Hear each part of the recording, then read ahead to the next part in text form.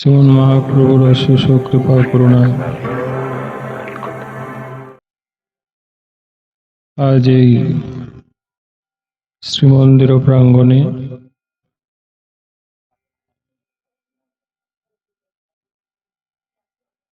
শ্রী ভগবানের ভাগবত স্বরূপের আগমনে এবং আনুষাঙ্গিকভাবে শিশুটির অন্নপ্রাশনকে উপলক্ষ করে ভক্ত বৈষ্ণবের উপস্থিতিতে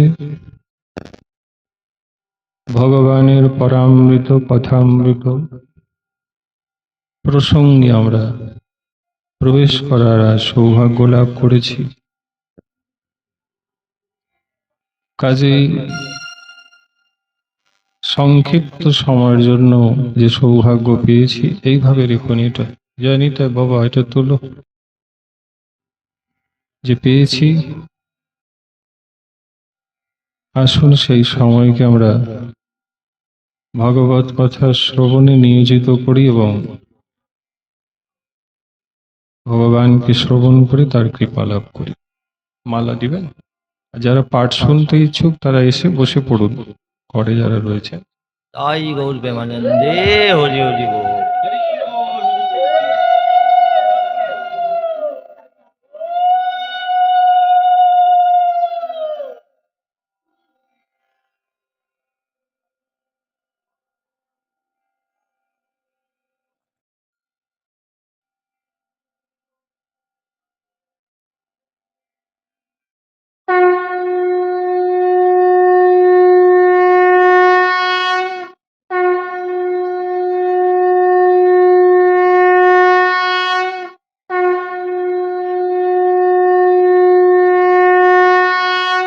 ভাগবত বলেন, জানন্ত ইব জানন্তু কিম বহুক্তে নমে প্রভো মনসো বপুষো বাচো বৈভবম তব গোচরম।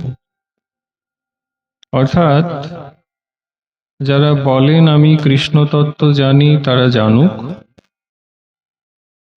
কিন্তু আমি অনেক উক্তি করতে ইচ্ছে করি না প্রভু। আমি এইমাত্র বলি যে তোমার বৈভব সকল আমার মন, শরীর এবং বাক্যের অগোচর।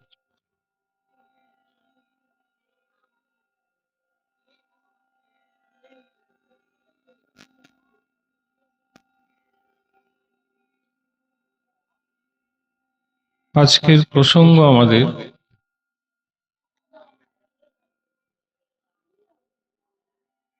সামন্তক মণি।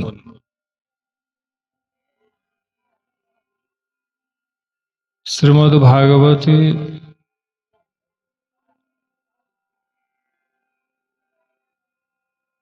এই বিষয়টি ব্রজলীলার পরে শুকদেব গোস্বামী পাদ পরীক্ষিত জিকে শুনিয়েছেন।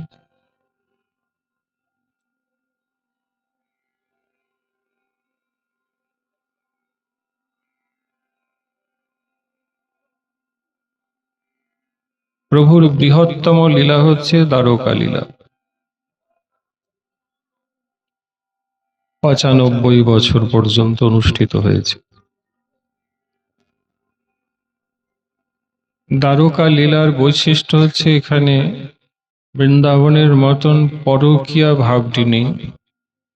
এখানে ভগবান স্বকীয়া রসের আস্বাদন করছেন, অর্থাৎ দ্বারকা লীলায় ভগবান গৃহস্থ, তিনি সংসার করেছেন।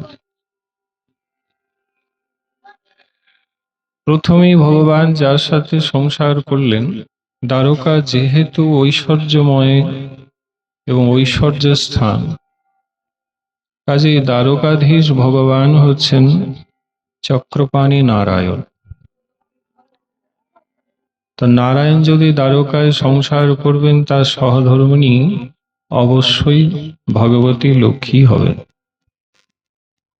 সেই লক্ষ্মী স্বরূপা, লক্ষ্মীরও মূল অংশী স্বরূপা ভগবতী রুক্মিণীর সাথে ভগবানের দ্বারকায় প্রথম বিবাহ হয়েছে।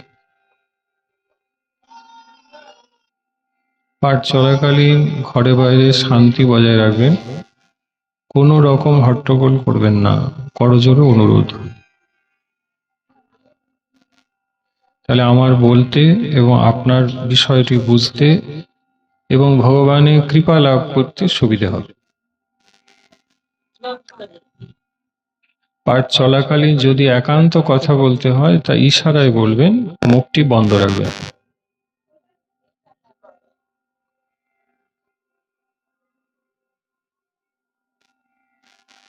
কাজেই যখন দ্বারকা লীলায় ভগবান বিয়ে করলেন, কাকে বিয়ে করলেন বাবা? রুক্মিণী দেবী।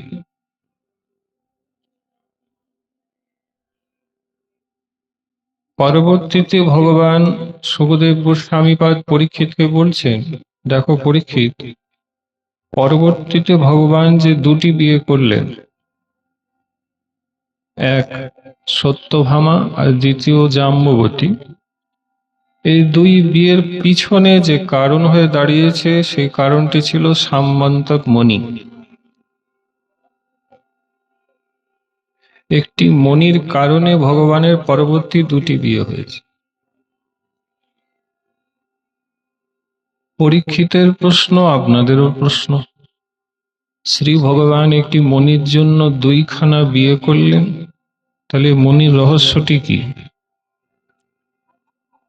মণির নাম কি? এই মণি কার কাছে ছিল? কিভাবে এই মণির জন্য ভগবানের বিয়ে হলো, ইত্যাদি।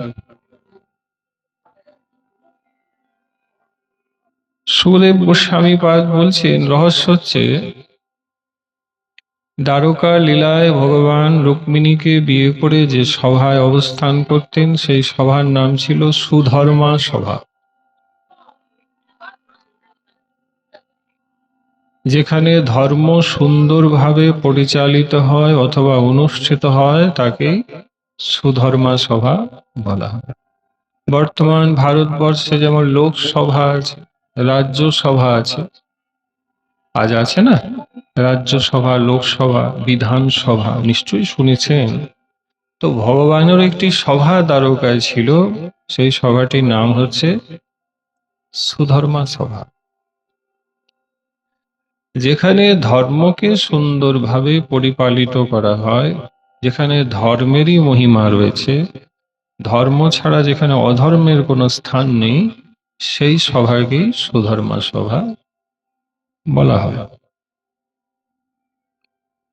সেই সুধর্মা সভাতে ভগবান দ্বারকাধীশ যখন অবস্থান করছেন, উঁচু সিংহাসনে বসে আছেন, সেদিনের কথা, শ্রী ভগবানকে দর্শন করতে খানিকটা গর্ব এবং অহংকার নিয়ে ওই দিনে সভায় উপস্থিত হয়েছিলেন দ্বারকারই দূরে এক রাজা, যিনি দ্বারকাধীশ ভগবানের অধীনে ছিলেন, তার নাম সত্রাজিৎ।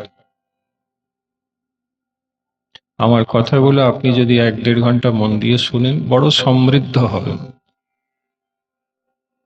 ভজনে আপনার আমার অনেক উন্নতি আজই এই মুহূর্তেই হয়ে যাবে, কিন্তু শর্ত হচ্ছে আপনাকে খুব মন দিয়ে শুনতে হবে।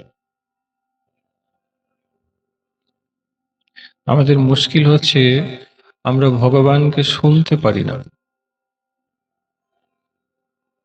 শ্রবণে বাধা হচ্ছে চিত্তের চঞ্চলতা। চিত্তটি চঞ্চল হওয়ার কারণ হচ্ছে এই সংসারের এবং মায়ার বস্তুর প্রতি আমাদের মোহ এবং মমতা। মায়িক বস্তুতে যখন মোহ এবং মমতা থাকে, তখন চিত্ত চঞ্চল হয়, মনটি অস্থির হয়, এবং তখন কি হয়, ভগবানের কথা শুনলেও শুনতে পাই না। শুনলেও শুনতে পাই না শব্দের অর্থ কি? শুনলেও শুনতে পাই না মানেটা হলো শুনলেও মনে থাকে না।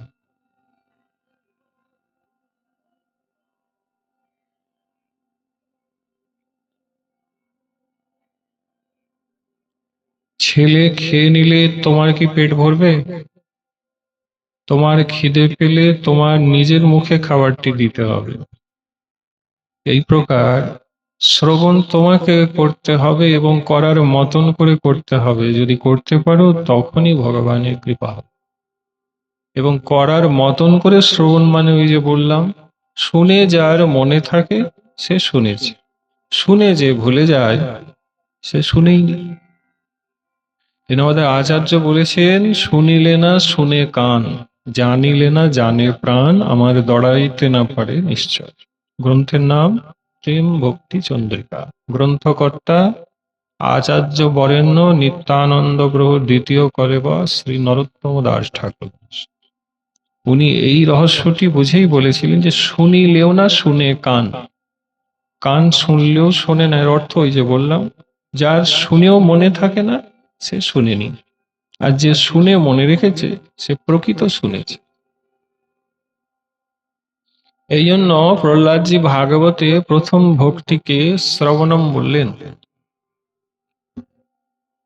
এই জন্য আমাদের কবিরাজ গোস্বামীপাদ বললেন যে শুনিলেই হয় বড় হিত, যে বা নাহি শুনে কেহ, শুনিতে শুনিতে সেহ কি অদ্ভুত চৈতন্য চরিত, কৃষ্ণে উপজীবে প্রীতি জানিবে রসেরও রীতি, শুনিলেই হয় বড় হিত। ভাগবত বললেন শ্রূয়তাম মঙ্গলম এবহি কারণম, শুনলেই মঙ্গল। তো ভগবানের কথা শুনতে হয়। ভক্তির প্রথম অঙ্গটি হচ্ছে শ্রবণ। তো আমি বিষয় থেকে সরে যেতে চাই না, বিষয়টুকুই বলতে চাই। এখনকার দিনে ভাগবত পাঠ তো আর বিষয় ধরে হয় না। কি পাঠ হয় তা যারা শোনে তারাও বুঝতে পারে না, কারণ বিষয় আদি থাকে না।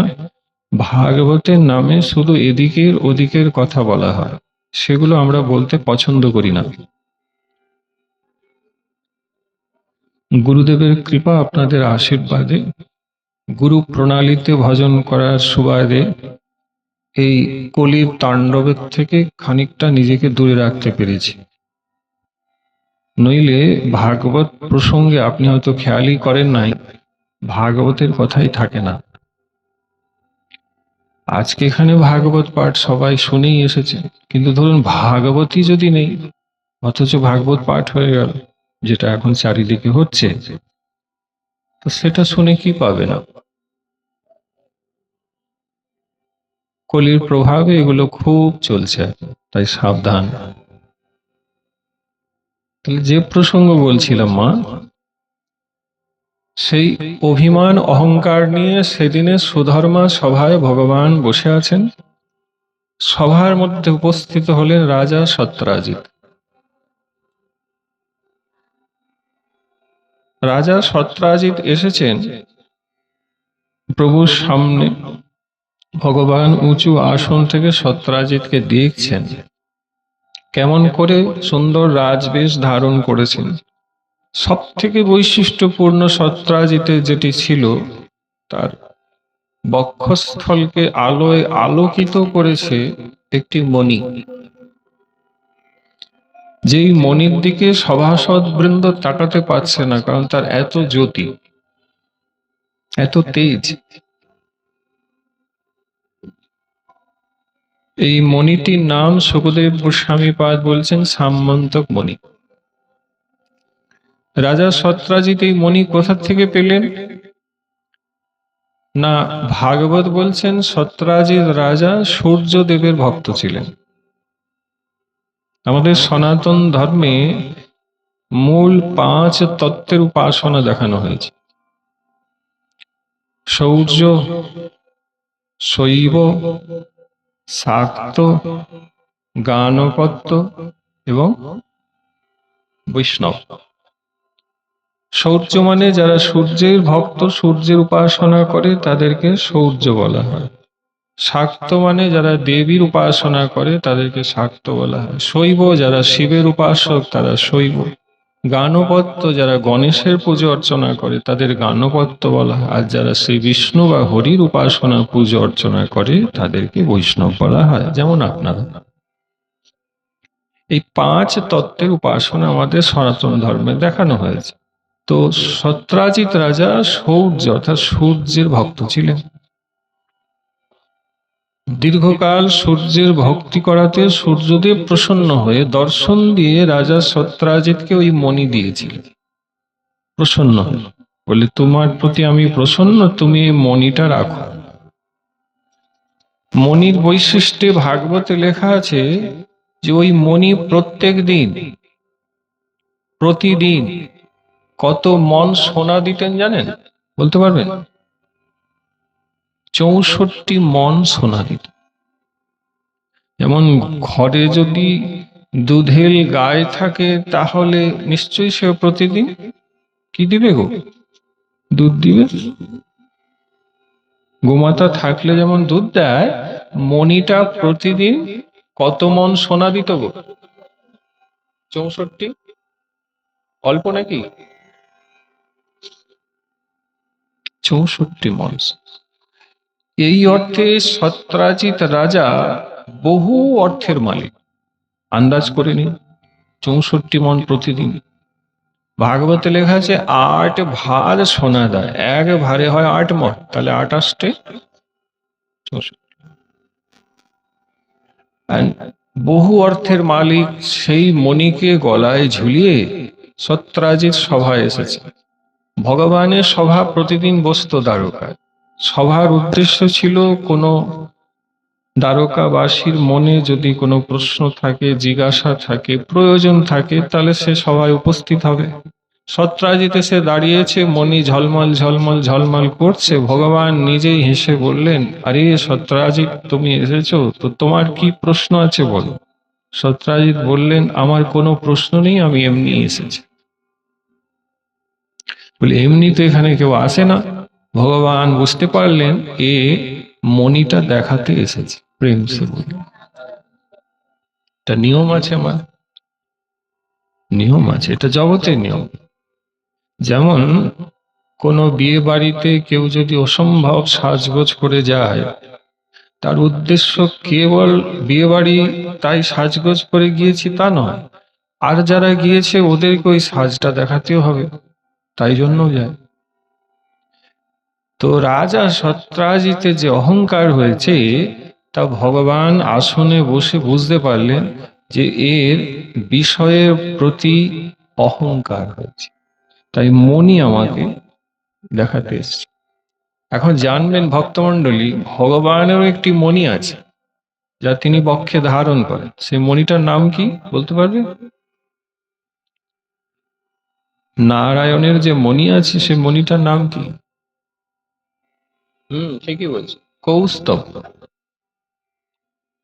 কস্তুরী তিলকং ললাট বটলে বক্ষস্থলে, বক্ষস্থলে কৌস্তুভম। বক্ষস্থলে ভগবানের হচ্ছে একটি মণি, যেন হচ্ছে কৌস্তুভ মণি। এই মণি কাহারও নাই, একমাত্র ভগবানের আছে।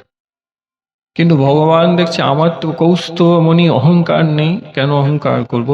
কিন্তু সত্রাজিৎ সূর্যের কাছে সামন্তক মণি লাভ করে আজ বড় অহংকারী হয়েছে, আর বলছে আমি এমনি এসেছি। আসলে এমনি নয়, মণিটা সবাইকে দেখাতে এসেছে। যাই হোক, ভগবান বললেন, সত্রাজিৎ তুমি বসো। আসন দিলেন, তিনি একবারে গর্ব করেই বসেছেন, মণিটা সবাই যেন দেখে। সভার সমাপ্তি পরে ভগবান সত্রাজিৎকে নিয়ে বসলেন এবং কৃপা করলেন এবং কিছু তত্ত্ব কথা বললেন। অনেক তত্ত্বের একটু জেনে নিন।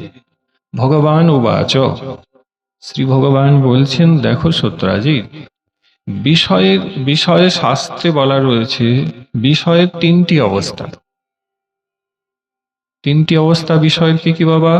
ভগবান বলছেন বিষয় থাকলে বিষয়ের সাত্ত্বিক অবস্থান হলো বিষয়কে কোনো শ্রেষ্ঠ মহাজন গুরু বৈষ্ণবের ক্ষেত্রে দান করে দাও। দ্বিতীয় বিষয়ের রাজসিক অবস্থান হচ্ছে বিষয় থাকলে সেটি তুমি সৎকার্যে নিজের সংসারে ভোগ করে নাও।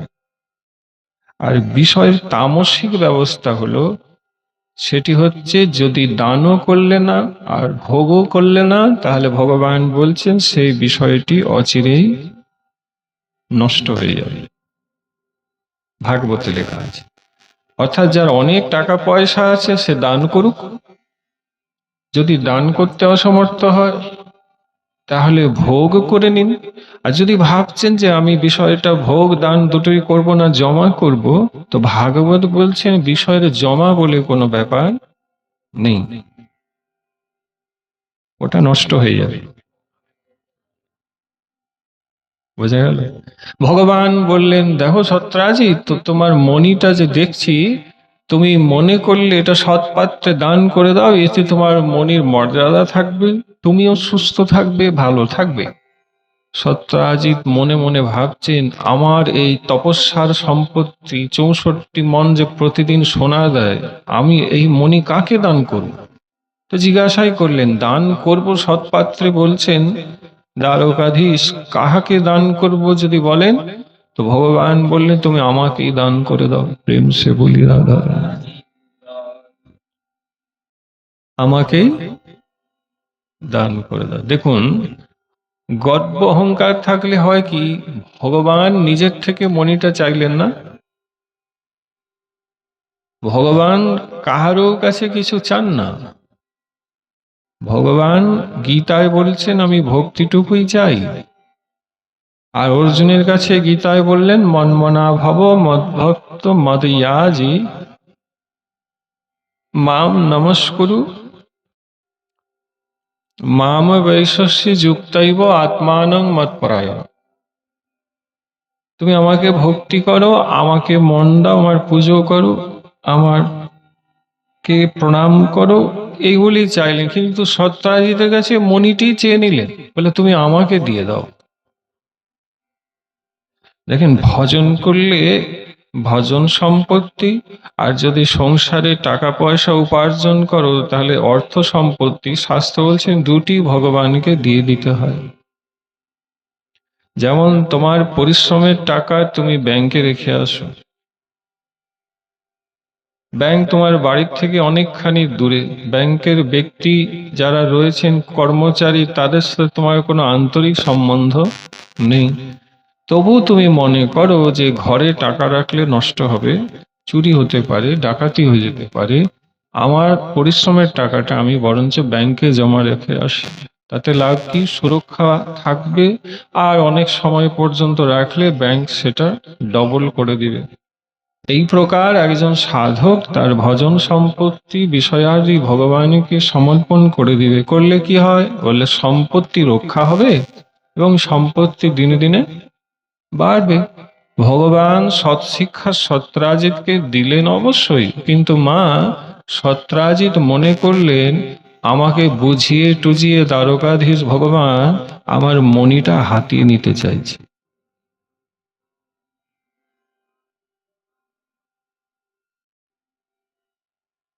মণির প্রতি লোভ হয়েছে, তাই বুঝাচ্ছে এবং বুঝিয়ে নিয়ে নেবার চেষ্টা করছে। ভাবুন, এরকম অবস্থা কেন হয়?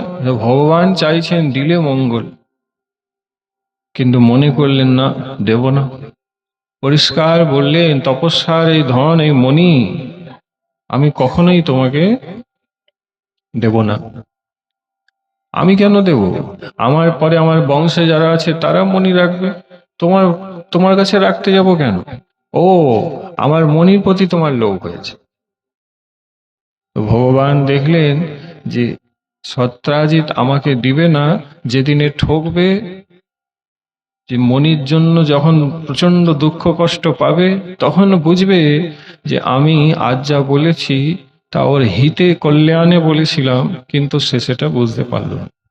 ভগবান আর কিছু বললেন না, সত্রাজিৎ ফিরে গেল। ঘরে এলেন সত্রাজিৎ, মণিকে আর বার করেন না। সত্রাজিতের এক ভাই ছিল, নাম ছিল প্রসেন।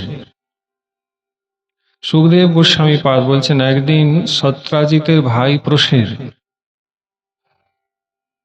বনে যাবে শিকার করতে।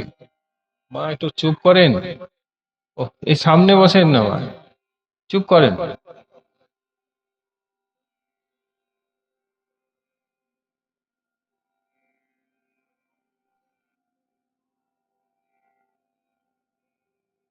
শিকার করতে যাবেন, ভ্রাতা প্রসেন অন্ধকারে শিকারে বেরোবেন। ভাইয়ের মনে হলো যে মণিটা সঙ্গে করে নিয়ে যাই। প্রসেন কি করলো, দাদার সেই মণিকে বক্ষে ঝুলিয়েছে, আর অসম্ভব আলো দেয়, সূর্যের মতন তার আলো গোমা, চকচক চকচক চকচক করছে, এত আলো। অন্ধকারে প্রসেন গলায় মণি ঝুলিয়ে যখন বনের ভিতরে যাচ্ছে, গভীর বন, পুরো বনটা আলো হয়ে গেছে। এখন বনে গিয়েছে শিকার করতে, বা সিংহ ছিল একটি বনে, হিংস্র সিংহ। এবার তার চোখে যখন আলো পড়েছে, সে বড় বিরক্ত হয়েছে, বলি এত আলো কিসে, সে তো বাবা সিংহ বলে কথা। সে যখন দেখছে একজন মানুষ এরকম আলো ঝুলিয়েছে, নিজের খাবার মনে করে সেই হিংস্র সিংহটি প্রসেনকেই আজকে নিজের খাবার করে নিয়েছে, অর্থাৎ খেয়ে ফেলেছে।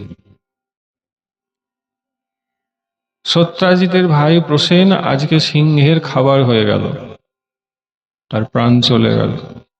এবারে মণিটি, সিংহ আহার করে নিয়ে মণিটিকে নিয়ে যখন নাড়ানাড়ি করছে, মণির আলো দেখে সেই বনে থাকতেন কে?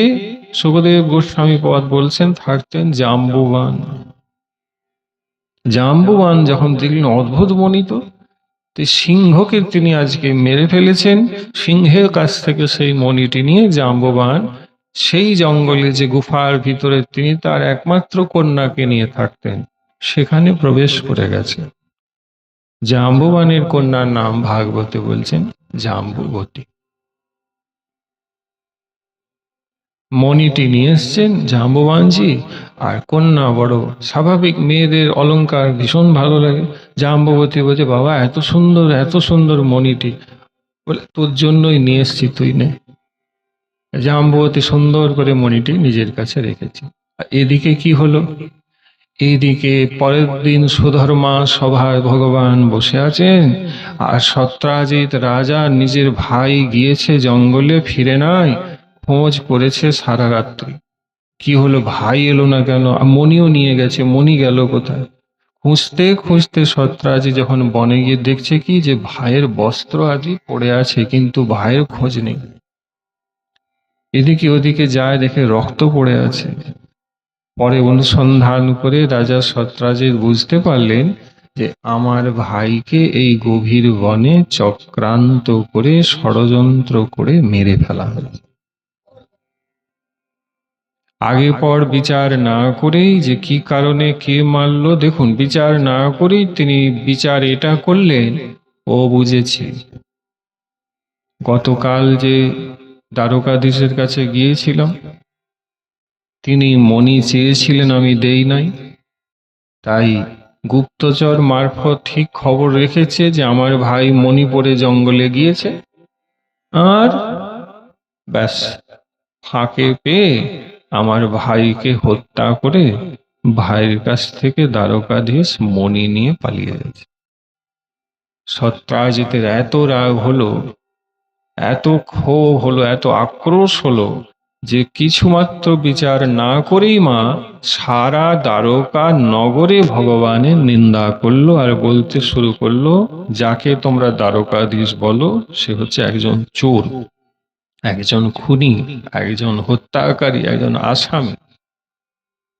ধর্মের সভার উঁচু আসনে বসে আছেন, কিন্তু অধার্মিক পাপী আমার ভাইকে হত্যা করেছে, আমার মণি চুরি করেছে, অনেক নিন্দা করতে শুরু করলেন। এবার আপনারা বলুন, মা যারা মন দিয়ে শুনলেন, শিক্ষাটা এখানে কি? শিক্ষা হচ্ছে এই যে নিজের মাইক জগতের প্রয়োজন যা, সেটা যদি কোনো কারণে খোয়া যায়, তখন হয় কি, আমরা ভালো মন্দ বিচার করতে পারি না, এবং বিচার করতে গিয়ে অন্ধের মতন ভুল হয়, এবং ওই ভুলে যে নির্দোষ, যার কোনো দোষ আদি নেই, আমরা তার প্রতিও বলাৎপূর্বক দোষ আরোপিত করি, ঠিক কিনা? প্রশ্ন হতে পারে, সত্রাজিতের কাছে কোনো প্রমাণ ছিল যে ভগবান তার ভাইকে হত্যা করেছে? ছিল না, কিন্তু আন্দাজটা কি করলো, আগের দিন চেয়েছে মণি, দেই নাই, তার মানে আমার ভাইকে মেরে মণি নিয়েছে। এরকমটা আমরাও করি বাবা। আমাদের ভজন করতে গিয়ে ক্ষতি এই জন্য হয়, কিভাবে হয় জানো? আন্দাজ করে নি, আগে জানবার চেষ্টা করবেন। শাস্ত্র বলছেন শ্রুতি এবাহি প্রমাণম। শাস্ত্র বলছেন শব্দ ব্রহ্ম হচ্ছে প্রমাণ। মানে প্রত্যক্ষ চোখে দেখলেও উহা সত্য বলে মনে করবে না, তার পিছনেও রহস্য থাকতে পারে, তোমার ভুল হয়ে যাবে। তো প্রমাণ কিসের করবে? বলে শাস্ত্রকেই প্রমাণ করবে। সেখানে কিছু একটা আন্দাজ করে কল্পনা করে নিলাম, মনে মনে এঁকে নিলাম, কত বড় ক্ষতি হবে। হলো ভগবানের নিন্দা করছে। যেদিনেই ভগবান শুনলেন যে সত্রাজিৎ আমারই নিন্দা করছে, ভাগবতে লেখা আছে, ওই যে বললাম এখন তো ভাগবত পাঠ হয় না, তো আমি ভাগবত থেকেই বলে যাব। ভাগবতে লেখা আছে ভগবান সুধর্মা সভাতে আর আশাই বন্ধ করে দিলেন। প্রিন্সিপাল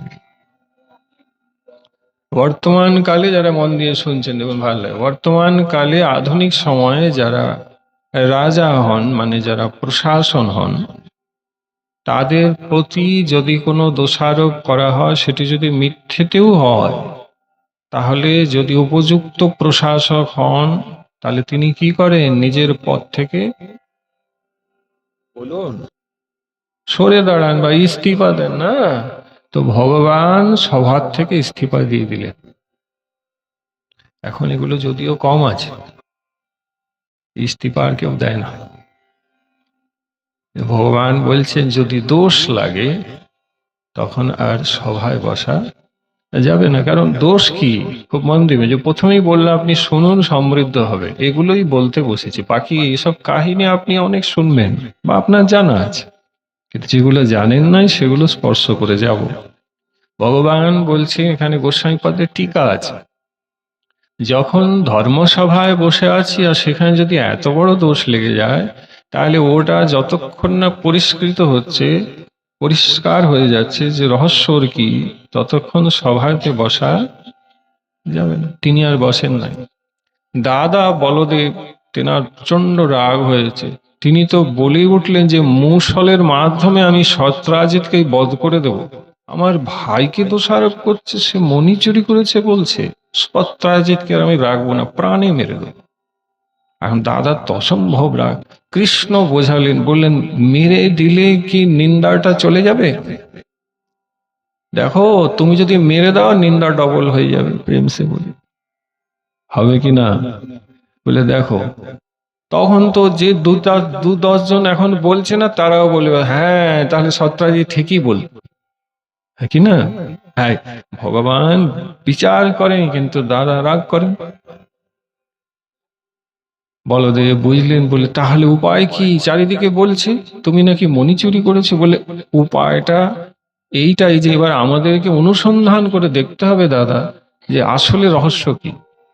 মণি তোর খোয়া গেছে, ভাই তার মারা গেছে, তাহলে জানতে হবে রহস্যটা কি। বলে জানতে গেলে কি করতে হবে? বলে ভাই যেখানে মারা গিয়েছে ওখানে আমাদের যেতে হবে, সেখানেই জানা যাবে। ঘটনা যেখানে ঘটেছে ওখানেই যেতে হবে। ভগবান বিচক্ষণ করলেন কি, নিজেই সেই বনে গেলেন। শুকদেব গোস্বামী পায় বলছে যখন বনে গেলেন, তো সেখানে ওই অবস্থায় দেখলেন যে প্রসেনের জামা কাপড় পরে আছে কিন্তু শরীর নাই, রক্ত চারিদিকে দেখা দিচ্ছে। রক্ত চিহ্ন দেখতে দেখতে দেখতে দেখতে ভগবান এগিয়ে যাচ্ছেন। যেতে যেতে যেতে লক্ষ্য করলেন ওই রক্ত যেখানে ফুরিয়েছে ওখানে দেখছেন যে সিংহ মরে পড়ে আছে। সিংহটি মরে পড়ে আছে দেখে ভগবান বিচার করলেন, ও এই সিংহটি প্রসেনকে মেরে খেয়ে নিয়েছে, আর তার দাঁতেও সেই রক্ত লেগে আছে। কিন্তু সিংহটিও মরে পড়ে আছে দেখে বলদেব বললেন তাহলে সিংহকে মারলো কে? বলে এইটা জানতে আরেকটু এগিয়ে যেতে হবে। ভগবান যে এগিয়ে যাচ্ছেন দেখছেন, চরণ চিহ্ন দেখতে পেলেন, পায়ের ছাপ। পায়ের ছাপটি কিরকম? খানিকটা বনমানুষের মতো। কারণ পায়ের ছাপটা কার? বিরাট পায়ের ছাপ। কার পায়ের ছাপ ছিল? জাম্বুয়ান। ঠিক বলেছ, জাম্বুয়ানের পায়ে। ভগবান তো লীলা করছেন, সবই জানেন তিনি। জাম্বুয়ানের পায়ের ছাপ দেখতে দেখতে ভগবান এগিয়ে যাচ্ছেন। আর এগিয়ে যেতে যেতে সেই গুফার মুখে এসে দাঁড়ালেন। সেই গুফা খুব ছোট্ট দ্বার, ভগবান নিজেকে ঝুঁকিয়েছেন, বলদেব ঝুঁকিয়েছেন নিজেকে এবং গুফার ভিতরে আজ প্রবেশ করে গেলেন। আর প্রবেশ করতে দিয়েছে গুফায় আলোয় আলোকিত হয়ে আছে, এত আলো। আর আলোটা কিসে? বলে ওই মনির আলো।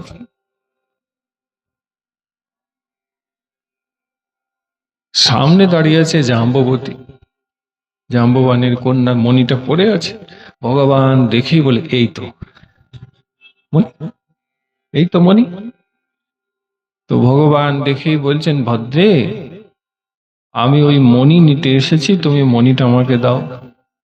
বলে না না, এই মণি আপনাকে আমি কেন দেবো? এটা তো আমার বাবা আমাকে দিয়েছে। আপনি কে, এইভাবে এখানে চলে এসছেন? বলে আমি দ্বারকাধীশ। জাম্বতী তো মনে মনে ভগবানকে ভালো লেগেইছে, কারণ লাগবেই, কারণ বোঝার তো চেষ্টা করুন, জাম্বতী ভগবানের ধর্মপত্নী বটে অনাদিকাল। বুঝে গেল? তিনি তার পত্নী মানে স্ত্রী হন অনাদিকাল, নতুন কিছু নয়, স্বাভাবিক আকর্ষণ। কিন্তু না, মণি দেব না, এটা তোমার বাবা মাকে দিয়েছে। ভগবান বললেন, বাবা দিয়েছে, কিন্তু তোমার বাবার এটা মণি নয়, মণি নিয়ে খুব সমস্যা হচ্ছে, মণি নিতেই আমি এখানে এসেছি, মণি দাও। এই বলে যে ভগবান মণি নিতে এগিয়েছেন, জাম্ববান একেবারে হুংকার করে ছুটে এসেছে। জাম্ববান হুংকার করে ছুটে এসে বলছেন, কি কে? আমার মেয়ের মণি নিতে এই গুফার ভিতরে এসেছো, কে তুমি? সাহস তো কম নয়, জানো আমি কে? আমি জাম্ববান, আমার সাথে মল্লযুদ্ধে কেহ পারবে না, তোমার প্রাণ বেরিয়ে যাবে, ভয় নাই? ভগবান বলছেন, জাম্ববানজি, মণি নিলেই প্রাণে আমি বাঁচবো, আমার ভীষণ অপমান হচ্ছে, মণি নিতে এসছি, মণি দিয়ে দিন। বলে মণি এমনি আমি দেব না। কে তুমি, মণি নেবে? আমার সাথে যুদ্ধ করতে হবে, যুদ্ধে যদি তুমি আমাকে পরাস্ত করতে পারো তাহলে আমি তোমাকে মণি দেব। এখন ভগবান বললেন, জাম্ববানজি, যদি আপনি যুদ্ধই করবেন তাহলে তাই করে নিন, আপনার মনোকামনা পূর্ণ করুন। এই বলে ভগবানের সাথে হাতাহাতি যুদ্ধ শুরু হয়ে গেল, মল্লযুদ্ধ। গায়ে গায়ে যে জোর দেখিয়ে যে যুদ্ধ হয়, মল্লযুদ্ধ বলা। ভাগবতে লেখা আছে মল্লযুদ্ধ কতদিন হয়েছে জানো? কতদিন হয়েছে গো? গুফার ভিতরে ভগবানের সাথে জাম্ববানের কতদিন মল্লযুদ্ধ হয়েছে, কে বলতে পারবেন? হুম, 27 দিন। কতদিন বাবা? 27 দিন। পরীক্ষিত, 27 দিন ধরে এক টানা মল্লযুদ্ধ চলেছে। এইবারে আপনার প্রশ্ন, আমাদের ভাগবত থেকে উত্তর। আগে প্রশ্নটা রাখি, যেটা শুনতে আমি এসেছি। প্রশ্নটি হলো, প্রথম প্রশ্ন, জাম্ববান কি ভগবানকে চিনতে পারলেন না?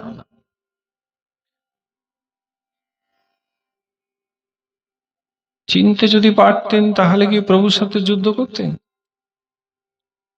দ্বিতীয় প্রশ্ন। এবার তত্ত্বটা, প্রশ্নের উত্তর দেওয়ার আগে আগে তত্ত্বটায় আসুন। তত্ত্বটা হচ্ছে, জাম্ববান কে? কে বলবেন বাবা, জাম্ববান কে? কে এই জাম্ববান? জাম্ববান ব্রহ্মার মানস পুত্র। প্রথম, প্রভু রামচন্দ্রের লীলায় এই জাম্ববান প্রভু রামচন্দ্রকে পর্যন্ত যুদ্ধ এবং নীতির পরামর্শ দিয়েছে। মহাজ্ঞানী জাম্ববান নানা সময় ভগবানকে পরামর্শ দিয়েছে। জাম্ববানের গায়ের জোর এখান থেকে অনুমান করতে পারো যে রাবণ নিজের বাঁ হাতে হিমালয়কে পর্যন্ত তুলে নিয়েছিলেন। শিব স্বয়ং হিমালয়ের উপরে বসেছেন, তবু রাবণ নিজের বাঁ হাত দিয়ে পর্বতকে পর্যন্ত নাড়াবার সামর্থ্য রেখেছিলেন। পরে শিব প্রসন্ন হয়ে রাবণকে বর দিয়েছিলেন, যে রাবণের বাঁ হাতে তালুতে এত জোর, সেই রাবণকে যুদ্ধক্ষেত্রেই জাম্ববান এক চড় মেরেছিলেন। রামচরিতমানসে লেখা। সেই চড় খেয়ে রাবণ পর্যন্ত জ্ঞান হারিয়েছিলেন। ভাবুন, সেই হচ্ছেন জাম্ববান। অর্থাৎ রাবণও যদি এ চড় খেয়েছেন, তো জ্ঞান হারিয়েছেন। এই শক্তি প্রভু রামচন্দ্র ছাড়া আর কারোর ছিল না, ছিল না, ছিল না। এত গায়ের জোর পরামর্শ আদি ভগবানকে ওই রাম রাবণের যুদ্ধে তিনি দিয়েছিলেন, কিন্তু যখন যুদ্ধের সমাপ্তি হয় বাবা, খুব মন দিবেন, যুদ্ধ শেষ, ভগবান অযোধ্যায় ফিরবেন।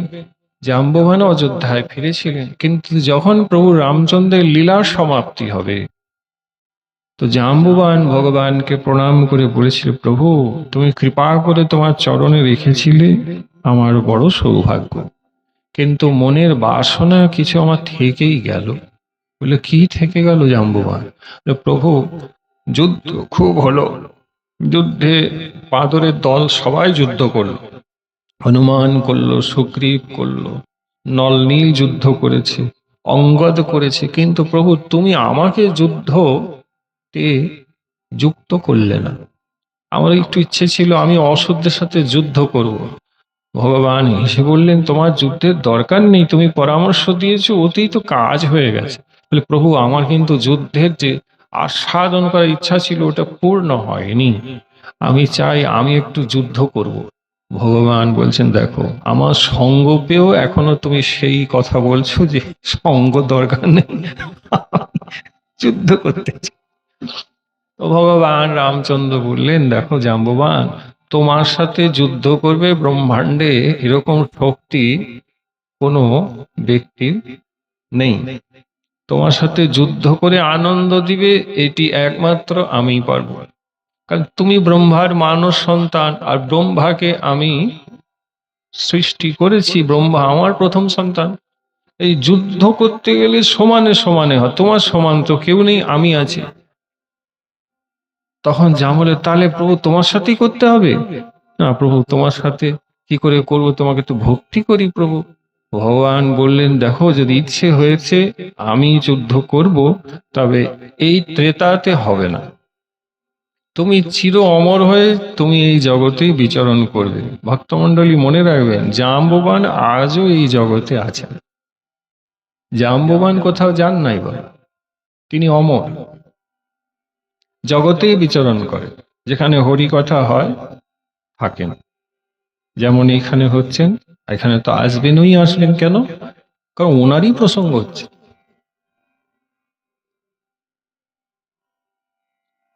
যার প্রসঙ্গ হয় শাস্ত্র বলেন তিনি সবার আগে আসবেন। হ্যাঁ, তুমি হয়তো পরে এলে, কিন্তু জামুবানজি আগে এসছেন।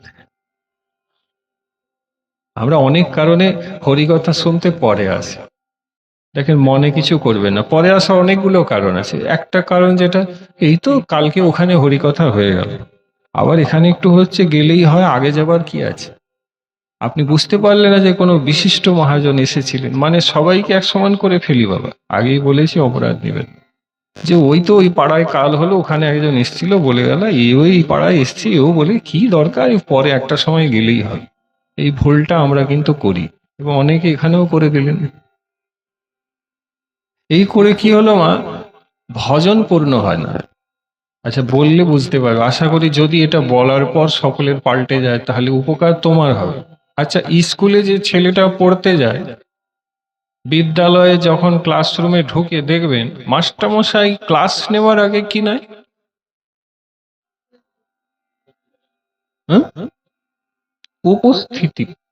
তাই মায়েরা জানে, মাস্টারমশাই পড়াবেন পরে, আগে উপস্থিতিটা দেখেন। তোমার প্রশ্ন হতে পারে, আচ্ছা পড়িয়ে নেওয়ার পরে তো উপস্থিতিটা নিলেই হয়, কিন্তু পড়াবার আগে উপস্থিতি নাই কেন? বলে, দেখুন, পড়াবার আগে উপস্থিতি নিলে এটা হয় যে ছাত্ররা পড়াবার আগে আসবেন। যদি পড়িয়ে নেবার পরে উপস্থিতিটা নেন, তাহলে বেশ কিছু ছাত্র যারা আছে বদমাইশ আমার মতন, তারা বলবে, আরে পড়াবার পরেই তো নিবেন, তো পড়াটা ফুরিয়ে যাওয়ার মুখে চলে যাব, স্যার আসছি আয়। মনে কিছু করবেন না, আমাদের ভাগবতের এই বিদ্যালয় আমরাও কিন্তু পরে আছি। তাহলে হলো কি, ভাগবতে ব্যাসপীঠে যিনি এলেন তিনি যেই কিনা বসলেন, তখনই উপস্থিতিটা লেখা হলো। বসার সঙ্গে সঙ্গে যারা ছিলেন উপস্থিতি লেখা হয়, কিন্তু যে পরে এলেন সে পড়াটা তো শুনছেন, কিন্তু ভগবানের হৃদয়ের খাতায় তার উপস্থিতিটা আর নেই। আগেই বলেছি অপরাধ মানে কড়া করে না বললে তো পাল্টাবে না। তাই আজকে বললাম যে তুমি এটা সারা জীবন মনে রাখো, তাহলে পরবর্তী যেখানে পাঠ শুনতে যাবে তুমি চেষ্টা করবে পরে নয়। স্কুল বোঝো, তোমার ছেনা যদি স্কুলে দেরিতে যায় আর মাস্টার বলে এই তোমার ছেনা রোজ দেরিতে আসে, উপস্থিতি নাই, তুমি তাকে দুটো চড় মারবে কি রে, আগে জাস্ট পারেশন দেখছিস কি অবস্থা, মাস্টারমশাই ঘরে এসে বলছে তো উপস্থিতি নাই। যেটা ছেলের ক্ষেত্রে শাসন করে তুমি তাকে বোঝাবে, সেটা আমরা ভক্তি জগতে গিয়ে আদৌ নিজেরা করি? করি কি বাবা? করি, কিন্তু মনে রাখবেন, আবারও বলছি, আপনার উপস্থিতি কিন্তু নেই। কেন নেই? আপনি ব্যাসপীঠে ভাগবতকে যিনি বলবেন তারপরে এসেছেন। হ্যাঁ, শুনবেন, খুব ভালো লাগবে, আস্বাদন, কিন্তু ভগবানের খাতায় উপস্থিতি গেল, এটা পাল্টাতে হবে আপনাকে। এর অনেক কারণ আছে। দ্বিতীয় কারণ আছে, যেমন ভগবানের কথাকে আমার জীবনের আত্যন্তিকই প্রয়োজন বলে আমি মনে করি না। ওই শুনতে হয়, বা নিমন্ত্রিত ডেকেছে আর ঠিক আছে যাচ্ছি, 12টার পর তো প্রসাদ হবে, 12টায় গেলেই হয়, এরকমও আছে। আসলে ভজনটা করব, কোনো মহানুভাব এসেছেন, তিনি কিছু শোনাবেন যে আমার হৃদয়কে সমৃদ্ধ করবে, ভগবানের কৃপা আশীর্বাদ আমাকে দান করবে, যা আমি খুব কষ্টে দুঃখে রয়েছি, আমার খুব যন্ত্রণা আছে সংসারে, তিনি শান্তিবাড়ি হরিকথা অমৃতামের মাধ্যমে পরিবেশন করে আমাকে দান করবেন ইত্যাদি, মাগো এগুলো হৃদয়ে আসে না বলেই দেরিতে আসে। অনেকে নিমন্ত্রণ রক্ষা করতে আসেন, ফর্মালিটিস যাকে বলা হয় সেগুলো করতেও আসেন। মোট কথা আসার কারণ অনেক আছে। কি বলো, ভগবানকে শুনতে আসবেন এরকম পরীক্ষিতজি মহারাজ একজনই হবেন। পরীক্ষিত কজন ছিলেন বাবা? একজনই ছিলেন, বাকি অনেকেই ওখানে ছিলেন, তো পরীক্ষিত একজনই ছিলেন। পরীক্ষিত মানে কি? পরীক্ষিত মানে যার হরিকথাই একমাত্র প্রয়োজন, তিনি পরীক্ষিত। কথা বুঝতে পারছেন? কিন্তু আমাদের হরিকথা শুনতে গিয়ে অন্যান্য অনেক কিছু প্রয়োজন থাকে, সেজন্য হরিকথাটা ছাড়া হয়ে যায়। এটা কৃপা করে আপনি আগামী দিনে মনে রাখবেন। তো উপস্থিতি আপনার হচ্ছে না, আগে আসতে হবে, উপস্থিতি পাবে, পরে এলে উপস্থিতি নাই, অ্যাটেন্ডেন্স নেই, অ্যাবসেন্ট হয়ে গেছে। প্রেম সে বলিয়ে। আচ্ছা, সাধুগুরু বৈষ্ণব তো বড় কৃপাময় হন, অ্যাটেন্ডেন্স না হলেও হরিকথাটা সেই স্তরে আমরা শুনে যাব, শুনে যাচ্ছি। আচ্ছা, কোথায় ছিলাম? না, ছিলাম যেখানে সে বিষয়বস্তু হচ্ছে ভগবান জাম্ববানের তত্ত্ব বলছে। বলে যুদ্ধ তো আমার সাথেই করতে হবে, তুমি যুদ্ধ চাইছো তো ত্রেতা যুগে এখন আর হবে না, তুমি অমর হয়ে জগতে থাকবে, পরবর্তী দাপরে আমি আসবো, আর তুমি যে যুদ্ধ করতে চেয়েছো সেই যুদ্ধ আমি তোমার সাথে এসে করব।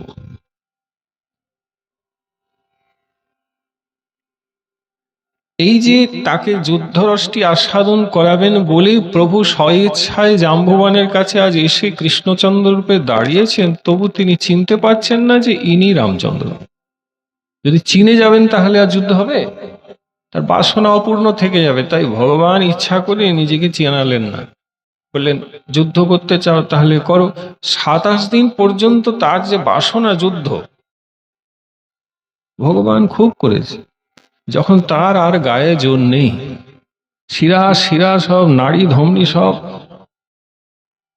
একেবারে ক্লান্ত হয়ে গিয়েছে, চিৎপটাং হয়ে জাম্ববান শুয়ে পড়েছে, আর পারেনি। ভগবান তার ছাতির উপরে উঠে বসেছে, আর উঠে বসে হাসছেন মুষ্টিটা এরম করে, বলে দেখো জাম্ববান, মামা কংস, যখন আমি যাই মথুরায়, তো আপনারা জানেন মুষ্টি আর নাম কি চাণু, তাদেরকেও আমার কাছে পাঠিয়েছিল, তারা ওই এইরকম আপনারই মতন মল্লযুদ্ধ করেছিল।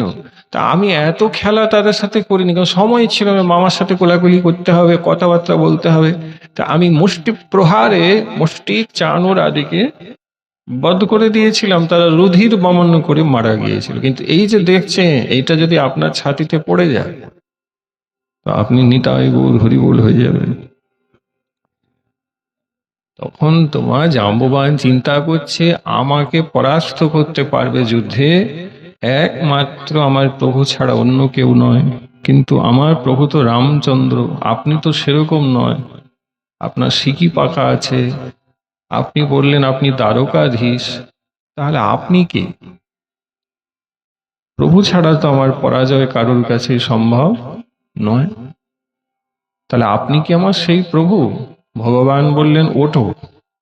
উঠিয়েছেন, আর ভগবান দাঁড়িয়েছেন, দাঁড়িয়ে বলছেন শোনো জাম্বুবান, আমি তোমার রামচন্দ্র, এই দ্বারকায় আমি কৃষ্ণচন্দ্ররূপে অবস্থান করছি। বলিয়ে কৃষ্ণচন্দ্র ভগবান কি, কি জয়, কৃষ্ণচন্দ্র ভগবান কি, জয়, ভক্তবৎসল ভগবান কি। জয়। এই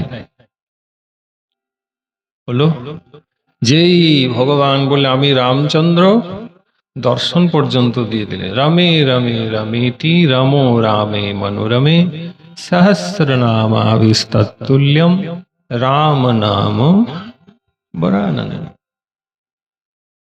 যেই রামচন্দ্র ধনুকবাণ ধারণ করে কৃষ্ণচন্দ্র ভগবান দর্শন দিলেন, জাম্ববানকে এবারে আপ্লুত হয়ে গেলেন আনন্দে। ভাবুন, সাক্ষাৎ দেখছেন তো, সে কবে দেখেছিলেন। সঙ্গে সঙ্গে সাষ্টাঙ্গ ভগবানকে শুয়ে পড়ে দণ্ডবত প্রণাম করেছে, অশ্রু ফেলেছেন, অপরাধের জন্য ক্ষমা চেয়েছে। না বলে প্রভু তুমি এলে, তোমাকে ভালোবেসে ভক্তি করা কর্তব্য ছিল, আমি এমন অপরাধী, তোমার সাথে যুদ্ধ করে নিলাম। তো ভগবান ওই যা শুনলে তুমি, ওটাই বোঝালেন যে যুদ্ধ তুমি করনি, যুদ্ধের বাসনা তোমার ছিল, ওটা আমি তোমার সাথে করে নিয়েছি। তখন মনে করো ও প্রভু, সেই যে বলেছিলাম সেই জন্য আমি এসেছি, তুমি যুদ্ধ করবে, তা আমি যুদ্ধ রস তোমাকে আস্বাদন করলে। যুদ্ধ কিন্তু একটি রস, প্রেম সে বলি, জানতেন বাবা? ভগবান যে রসের আস্বাদন করেন তার মধ্যে পঞ্চস্থায়ী রস আছে, আর 7টি গৌণ রস আছে। 5টি স্থায়ী রস কি? শান্ত, দাস্য, সখ্য, বাৎসল্য এবং মধুর। আর গৌণ রস কি বলুন তো বাবা? হ্যাঁ, পাঠ কীর্তন এখানে খুব হয় তো। তো গৌণ রস কি? 7টি গৌণ রস আছে, মোট তো 12টি রস, 7টি গৌণ রস কি দেখছেন তো বাবা? মানে পরে পরে হাজিরা দিচ্ছেন বোধহয়, অথবা সেই স্তরের পাঠ হয়নি। হাস্য, অদ্ভুত, করুণ, বীর, বিভৎস, ভয়, এগুলো হচ্ছে গৌণ রস। রূপ গোস্বামীপাদ গ্রন্থে লিখেছেন, গ্রন্থের নাম কি? গ্রন্থের নাম হচ্ছে দুটি, একটি ভক্তি রসামৃত সিন্ধু, দ্বিতীয়টি উজ্জ্বল নীলমণি। এই দুটি গ্রন্থ বাজারে পাওয়া যায়, তুমি ক্রয় করে নিয়ে দেখবে ওখানে লেখা আছে। তো একটি রস হচ্ছে বীর রস, যে অসুররা ভগবানের সাথে যুদ্ধ করে, ওটিও রস। আনুষাঙ্গিক রস, যে রসটি ভগবান আস্বাদন করে, বীর রস। এবং ভাগবতে প্রমাণ আছে যে জয় বিজয় বৈকুণ্ঠে ভগবানের সেবাই ছিলেন না জয় বিজয়। তো সনকাদিরা আসছিলেন, তাদেরকে ঢুকতে নিষেধ করলেন, বৈকুণ্ঠের দ্বারে দাঁড়িয়ে থাকলে প্রভু বিশ্রাম করছেন, যেতে পারবেন না, বিস্তারে বলছি না। তো তখন না যেতে পেরে ওর অভিশাপ দিয়েছিলেন জয় বিজয়কে, তোমরা বৈকুণ্ঠে থাকার যোগ্য ন, তোমার মৃত্যু লোকে অসুর হয়ে জন্মাও। তো জয় বিজয় এখানে ব্যাখ্যা আছে গোস্বামী পাদে। ব্যাখ্যাটা কি জানেন? জয় বিজয় সেবায়িত হয়ে দাঁড়িয়ে থাকার সময় ওদের মনে মনে একটা বাসনা চলতো। কি চলতো জানেন বাবা? খুব মন দিবেন। যে ভগবান তো ভিতরে রয়েছেন, লক্ষ্মী দেবী নিরন্তর পদসেবা করছেন, রসই করছেন, রন্ধন করে পাওয়াচ্ছেন, অনেক সেবায়িত আছে, প্রভু সব সেবাই চলছে, কিন্তু বন্ধ রাখেন বাবা, প্রভুর সমস্ত সেবাই চলছে, কিন্তু একটি সেবা বৈকুণ্ঠে প্রভুর হয়নি। কোন সেবা? প্রভুকে কেউ বীর রস আস্বাদন করাতে পারেনি। এবার বীর রস মানে প্রভুর সাথে যুদ্ধ করতে হবে, প্রভুর বিপরীত থাকতে হবে, তবে প্রভু যুদ্ধ করবেন। জয় বিজয়ের মনের এই বাসনা ভগবান শুনেছিলেন আর বলেছিলেন তথাস্তু, তোমাদের কাছে বীর রস আমি আস্বাদন করবো, বাকিটা তো লীলা। সনকাদি এলো, আটকালো, অভিশাপ দিল, 3 জন্ম অসুর হবে, হলো তো। তো অসুর হলো, সত্যতে হলো কি, হিরণ্যাক্ষ হিরণ্যকশিপু ভগবানের সাথে যুদ্ধ করলো বীরস আস্বাদন করার। ত্রেতাতে হয়ে গেল রাবণ কুম্ভকর্ণ, প্রভু রামচন্দ্রের সাথে যুদ্ধ করলো বীরস আস্বাদন করার। আর দাপরে হলো শিশুপাল এবং দন্তবক্র। ভগবান কৃষ্ণের সাথে যুদ্ধ হলো, রসের আস্বাদন, বীর রসের আস্বাদন, এগুলো জানতে হবে আপনার। অভিসম্পাত যে করলেন সনকাদি, এর পেছনে এই গূঢ় রহস্য আছে, এগুলি গোস্বামী পাদ ব্যাখ্যা করছেন। কাজে গোস্বামী শাস্ত্র না পড়লে, অথবা যে গোস্বামী শাস্ত্র পড়েন তিনি যদি বক্তা হয়ে ব্যাসপীঠে না বসেন, তাহলে এগুলো জানার কোনো উপায় নেই। আপনি উপরে উপরে ভাসতে থাকবেন, ভাগবতের ভিতরে ঢুকতে পারবেন না। এগুলির কারণও তাই। কারণ এখন ভাগবতী কেউ পড়ে না, আর গোস্বামী শাস্ত্র পড়বে, এ তো ভাবাই যায় না। ভাবনা চিন্তা বাইরে মনে কিছু করবেন না। 90 ভাগ ভক্ত উজ্জ্বল নীলমণি গ্রন্থ, ভক্তিরসামৃত গ্রন্থের নামই হয়তো শুনি, তাহলে কি করে চলবে একবার ভাবো। তাই যখন গুরু করবেন একটু জেনে শুনে গুরু করবেন। মহাপ্রভু যে বললেন ভুলে গিয়ে গুরু করলে বিপদে পড়বে, ও তো সব গুরুই বলে, আমিও বলছি। মহাপ্রভু কি বললেন, যে এই কৃষ্ণ তত্ত্ববেত্তা, বলুন না, সেই গুরু হয়। এটা সবাই জানে, আমরাও বললাম, কিন্তু তত্ত্ববেত্তা মানে এটা একটু বার করতে হবে আপনার। তত্ত্ববেত্তা মানে অসংখ্য শাস্ত্রের প্রতি যার গভীর জ্ঞান আছে। একটু একটু জ্ঞান থাকলে হবে না, কেমন? এটা জানতে হবে। অমৃত সাগরে রয়েছে, দয়া করে বুঝুন, বোঝাবার চেষ্টা করছি। সাগরে অমৃত রয়েছে, কিন্তু মন্থন করতে গেলে তো সাধুর দরকার অথবা ভগবানের দরকার। কি বাবা, আমরা জানি ভাগবতে আছে না সাগর মন্থন হয়েছে, হ্যাঁ কি না বলুন? তো সাগর মন্থনের মূল কারিগর কে ছিলেন? খেয়াল করুন, কচ্ছপ রূপে ভগবান নিজে মন্দ্রাচল পর্বতকে নিজের পৃষ্ঠে ধারণ করলেন। তাহলে মূলে কে?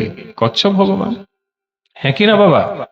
আচ্ছা, মন্দ্রাচলকে যে নবনীতের মতন করে টানাটানি করছেন, একদিকে অসুর একদিকে দেবতা, তো রজ্জুটা কে ছিল? ভগবানের বাসুকি, ভগবানের পার্শ্বদ বাসী, অর্থাৎ এখানেও পার্শ্বদ। হুম? আর সাগর মন্থন থেকে যে অমৃত বেরোবে, এই তত্ত্বটিকে জানিয়েছিল দেবগুরু বৃহস্পতি। তাহলে বোঝাচ্ছে এখানে আসরিক ব্যাপার নেই, অর্থাৎ গুরু হবেন বৃহস্পতি, ভগবান হবেন কচ্ছপ, পার্শ্বদ হবেন বাসুকি। তার পরে হয়তো সাগর মন্থন হবে, এবং মন্থনের পর থেকে কি বেরোবে? আমরা দয়া করে বুঝুন, ভাগবত আছে, কিন্তু বক্তা যদি সেরকম না হয়, তাহলে ভাগবত থেকে কি অমৃত বেরোবে? তাই পুরো ভাগবতে যারাই আপনি পারায়ণ করুন, তারাই বলবে ভাগবত হচ্ছে অমৃত, ভাগবত হচ্ছে অমৃত, ভাগবত অমৃত। আরে ভাই, অমৃত তো বটে, কিন্তু বার করে দেখান।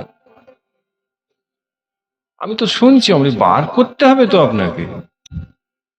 এই দেখুন সাগর, এইখান থেকে অমৃত বেরিয়েছিল। আরে দুধ মশাই, আপনি বার করে দেখান। এই জিনিসগুলোই হচ্ছে না।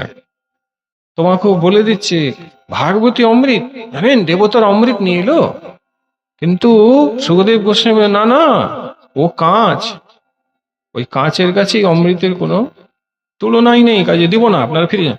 আরে এই তো ঠিক আছে, কিন্তু অমৃতটা বার না করতে পারলে তো বিশেষ ভগবত কৃপা ধন্য গুরু প্রণালীতে প্রতিষ্ঠিত হয়ে যারা ভজনাদি করেন, তারাই বন্ধু ভাগবত থেকে অমৃত বার করে তোমাকে পান করাতে পারবেন। সকলের দ্বারা এটি সম্ভব নয়। এই জন্য গুরু করবে জেনে। এই হচ্ছে বক্তব্যের বিশেষ তত্ত্বজ্ঞান, শাস্ত্র জ্ঞান না থাকলে শিষ্যের পদে পদে ভজনে অনর্থ আসবে। কেন? গুরুদেবের শাস্ত্র জ্ঞান তেমন নেই। প্রেম সে বলিয়ে রাধা রানী কি জয়। এটা বুঝে শুনে চলবেন। মানব দেহ হরিভজন করে হরিপ্রাপ্তি অবশ্যই হবে মা। বাংলায় বলছি, ভালো করে হৃদয়, তুমি চাইলেই তোমার গুরু যদি তেমন হয়, তার আদেশ মতো যদি ভজন করো, তোমার কৃষ্ণ প্রাপ্তি এক জন্মেই এই জন্মে হয়ে যাবে। কিন্তু যদি হিসেবটা না মিলাতে পারেন তাহলে আর হবে না। এ সত্য, এই কলিযুগ মহাপ্রভু যুগ তো, এ তো করুণার যুগে তুমি আমি এখন বসে আছি, এখন অবশ্যই পাবে। নামদেব এই যুগে ৭১ বার প্রভুকে পেয়েছে, শ্রী নরসিংহজি এই যুগে ৫২ বার ভগবানকে দর্শন করেছে। তো তুমি আমিও পাবো বাবা, অবিশ্বাস করার কোনো কারণ। কিন্তু আপনাকে এই যে বললাম গুরুতত্ত্বটা তেমন হতে হবে, নাহলে হবে না। ছেলে অসম্ভব বদমাইশ, কাজকর্ম কিছু করে না, সারাদিন আফুয়ার মতন ঘুরে বেড়ায়। কিন্তু বাবা ধরুন অনেক টাকা পয়সা করেছে, তাহলে ওই ছেলেকে কি আপনি ভিখিরি বলবেন?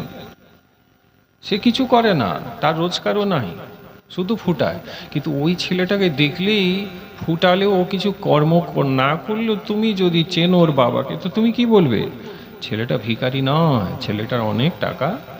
কিন্তু ওর টাকা আছে এটা কেন বললে? বলে ওর তো নেই, কিন্তু ওর বাবা আছে। তোর ওর বাবার আছে, তোর বাবার আছে, ওর কি করে হয়? বলে আরে বোকা, বাবার আছে মানেই তো। এইটাই তো বুঝতে পারছেন না। যদি গুরু সেরকম হয়, তাহলে শিষ্য যদি একটু উল্টো পাল্টা হয়, তাহলে গুরুর আছে মানে শিষ্যের আছে। এবার যদি গুরুর নাই, তুমি কত যুদ্ধ করবে, সংগ্রাম করবে, ভজন করবে, তোমার উপরেই তো নেই, তো তুমি নিচে কি করবে? তোমার কিচ্ছু হবে না। তুমি কি করবে? কায়দা করে লাভ নাই, শাস্ত্রে এগুলো লেখা আছে, এইটা তোমাকে আমাকে মানতে হবে। তো গুরু সম্পত্তি যদি আছে, তিনি যদি প্রেম ভক্তিতে ধনী হয়, তোমার না থাকলেও চলবে, তিনি দিয়ে দিবে, তার আছে তো, তুমি তো তার, তুমি তো তোমার গুরু দেবে, তো গুরুদেব দিবেন না বাপ? বলো জয় নিতাই। জয় নিতাই। এগুলো বোঝেন বাবা একটু, নাহলে মানব জীবনটা বৃথা চলে যাবে। আচ্ছা, জাম্ববান ভগবানকে প্রণাম করলেন। এই তো এবার বাবা এসে গেছে, এগুলো করবেন। এবার আপনি এগুলো রেখে বসুন। হ্যাঁ, বাবা ছাড়বেনি, বুঝতে পারছি লালু। আচ্ছা বাবা, জাম্ববান ভগবানকে প্রণাম করলেন। আরেকটু সময় আছে তো বাবা? আরেকটু, তাহলে একটু, হ্যাঁ সময় আরেকটু আমাকে দিবেন, তারপরে আপনার প্রসাদ পাবেন।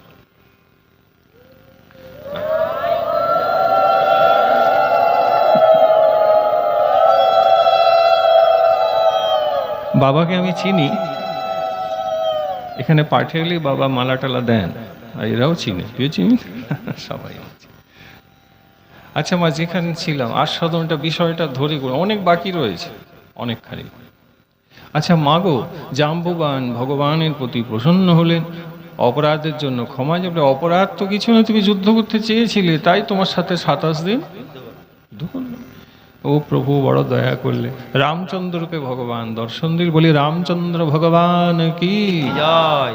দর্শন দিলেন। ভাগবতে লেখা আছে কৃষ্ণ রাম হয়ে দর্শন দিলেন জাম্বুবানকে। আর জাম্বুবতীও দেখছে, হায় হায়, এ তো আমারই প্রাণনাথ, এ তো আমারই প্রভু, আমি তো ওনারই। অমনি বাবার চরণে প্রণাম করে, বাবা, মেয়ে তো আর বাবাকে বলতে পারে না, বাবা বুঝতে পারলেন। অমনি জাম্বুবান বলছে, প্রভু মণিটা নিবে, কিন্তু আমার কাছে ২টো মণি আছে। প্রেম সে বলিয়ে, রাধারানী কি জয়। কটা মণি আছে বাবা? জাম্বুবান বলছেন, একজন পিতার কাছে তার কন্যাও হচ্ছে একটি মণি। মণি। ভালো করে শুনবেন। ভগবান বললেন, ও তা তোমার কাছে ২টো মণি আছে? বলে হ্যাঁ। প্রভু আমি ২ মণি তোমাকে দিতে চাই।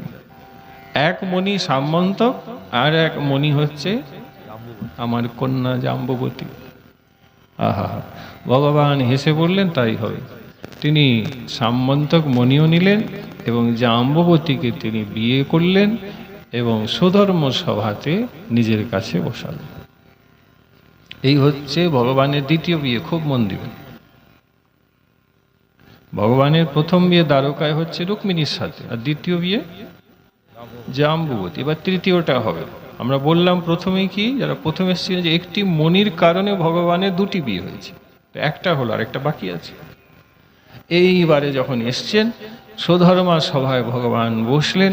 সত্রাজি যে চারিদিকে নিন্দা করছিল তাকে ডেকে পাঠানো হলো, তিনি সভায় এলেন।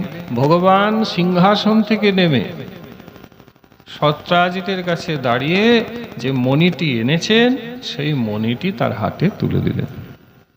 আর তুলে দিয়ে বললেন, এই মণিটার জন্য তুমি আমাকে বলছিলে এই এই ঘটনা, তোমার ভাইকে সিংহ মেরেছে, জাম্বুবানের কাছে মণি ছিল, আমি মণিটি এনেছি ভাই, এই নাও মণি। তখন সত্রাজিৎ বড় বড় লজ্জিত হলেন।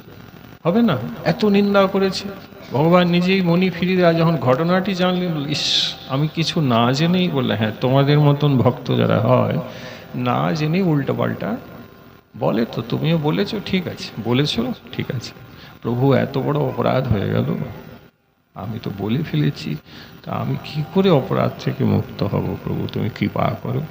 তুমি তো এখন সবটা শুনেছে সত্রাজিৎ, যে প্রভু জাম্বুবানের কাছে গিয়ে মণিও নিয়েছে এবং তার কন্যাও নিয়েছে। এখন ভগবান বলছেন মণি তুমি রাখো। সত্রাজিৎ বলছেন, প্রভু জাম্বুবানের মতন আমারও অবস্থা, মানে মণি আমি রাখতে চাই না, আমারও দুটো মণি আছে। তোমার দুটো মণি? বলে হ্যাঁ, এই যে দিলে এই এক মণি, আর আমার এক কন্যা আছে, সেই কন্যাটির নাম সত্যভামা। প্রভু আমি চাই তুমি এই মণি রাখো, আর আমার মেয়েটিকেও নিজের করে নাও। সত্যভামা হচ্ছে ধরিত্রী শক্তি, ভূ শক্তি, ইনিও ভগবানের অনাদিকাল নিত্য সিদ্ধা পরিকর, এবং ভগবানের দ্বারকা লীলা, ইনি ভগবানের ধর্মপত্নী, সব দিনই নাম সত্যভামা। তো ভগবান বললেন, দেখো রাজা সত্রাজিৎ, তোমার কন্যাকে আমি নেব ঠিক আছে, কিন্তু মণি আমি নেব না, মণি আমি নেব না, মণি তুমি রেখে নাও, সত্যভামাকে আমি বিয়ে করব, রাজি আছি। বলে প্রভু যৌতুকে যদি দিই, বাবা যদি মেয়েকে বিয়ে দেয় তো যৌতুকে কিছু দেয়, আমি মণিটি না হয় মেয়েকেই দেব। ভগবান বললেন, না, মণি দিও না, আমি বারণ করছি, মণি দিও না, মণি তোমার কাছেই থাকুক। এখন প্রশ্ন, বসুন বসুন, এখন প্রশ্ন আপনাদের কাছে, যে মণি চিন্তা করুন ভগবান আগে চাইলেন, এখন দিচ্ছেন অথচ নিচ্ছেন না কেন? বলতে পারবেন?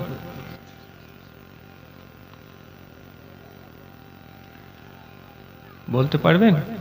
আচ্ছা, নাই বা পারলেন, তাহলে মন দিয়ে শুনুন, আপনি উত্তর পেয়ে যাবেন। প্রেম সে বলিয়ে এখন আর নিচ্ছেন না, ভাগবতে লেখা আছে, না মণি নেব।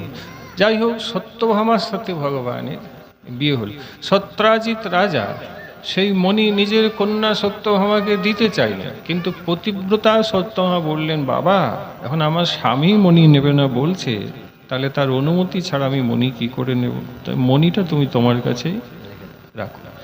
অনেক চেষ্টা করেও সত্রাজিৎ ভগবানকে এখন মণি দিতে পারছেন না, সেদিনও তো দিলেন না, এখন দিতেই পারছেন না, প্রভু এখন নিবেন না, এই অবস্থা।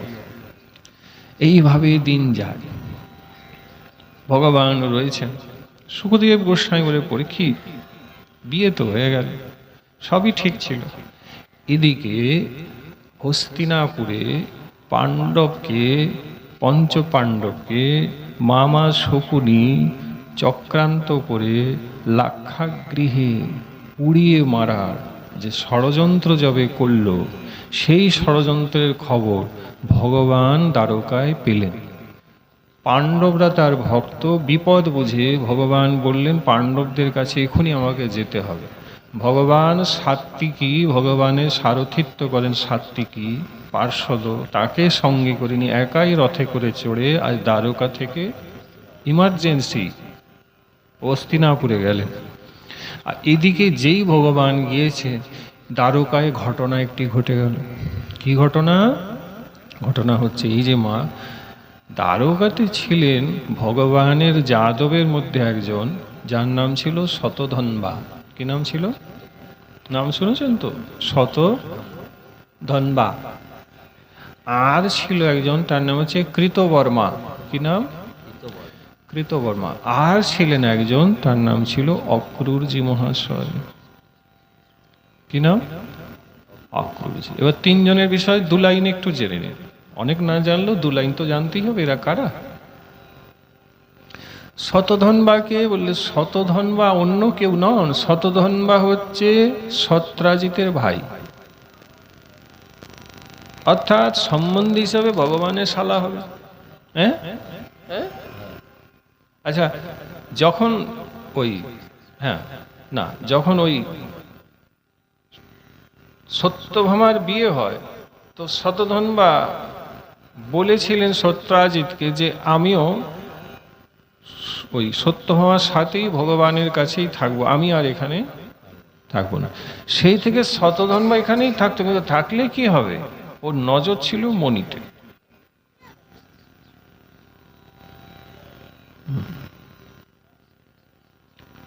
এটি তার পরিচয়, সব সময় লক্ষ্য রাখতো মণিটা কার কাছে আছে, মানে ফাঁকে যদি পেয়ে যাই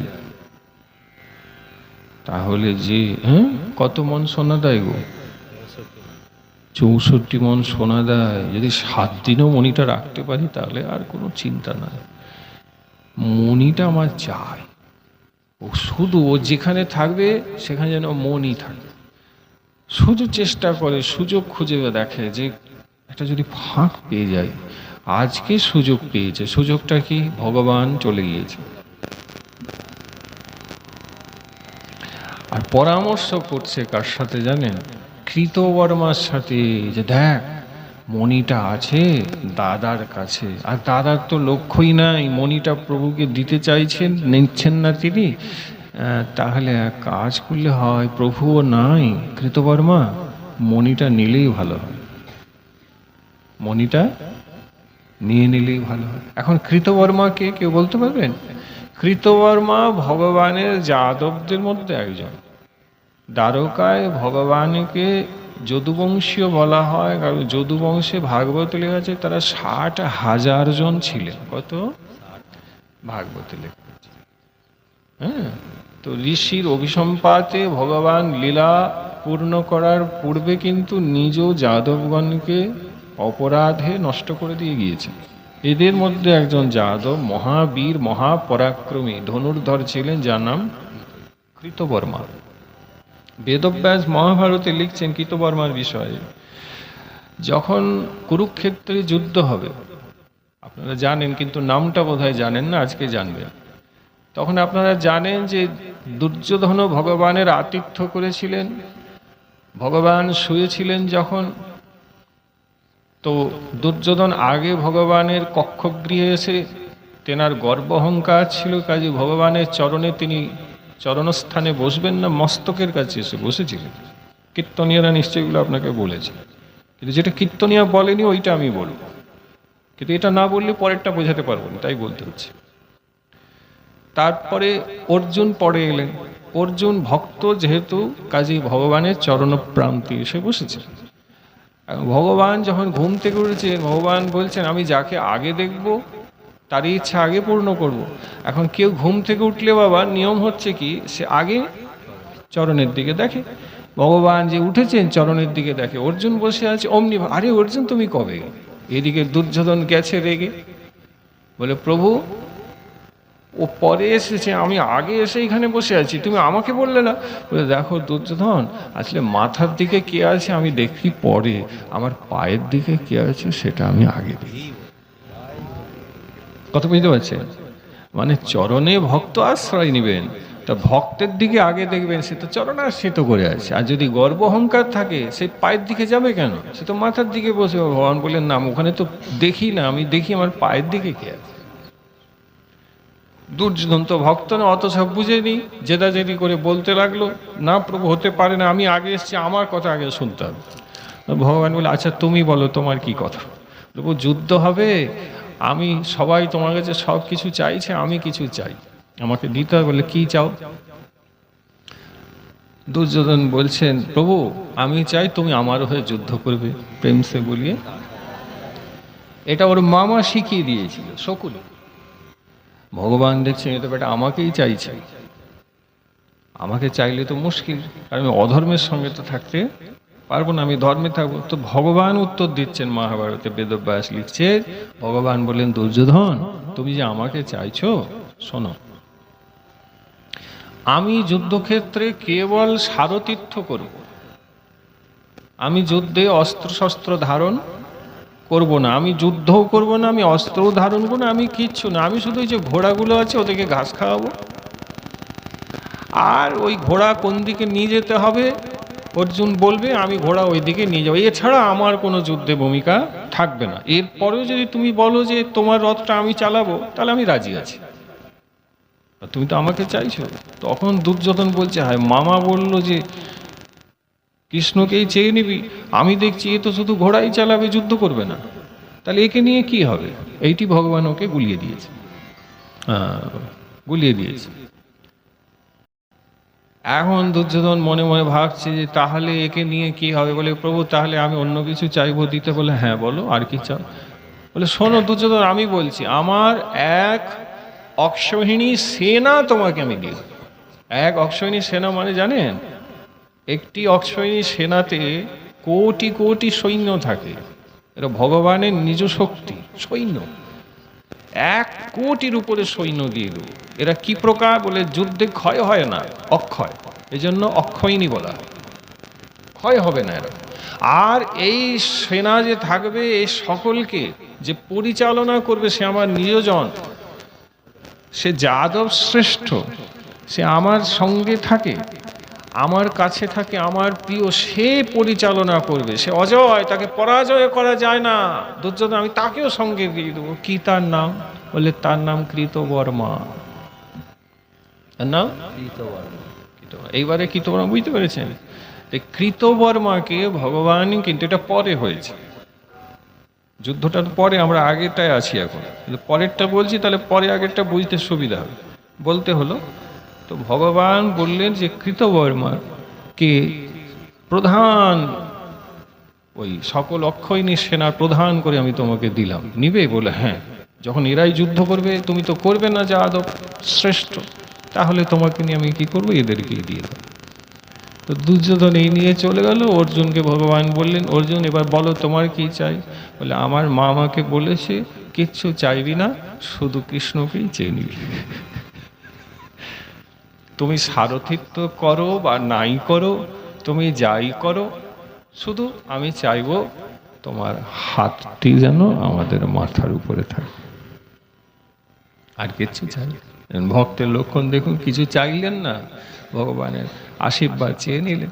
ভগবান বলে আমি জানি তুমি এটাই চাইবে, আগে ওকে দিয়ে দিলাম, আমি তোমার হয়েই থাকবো।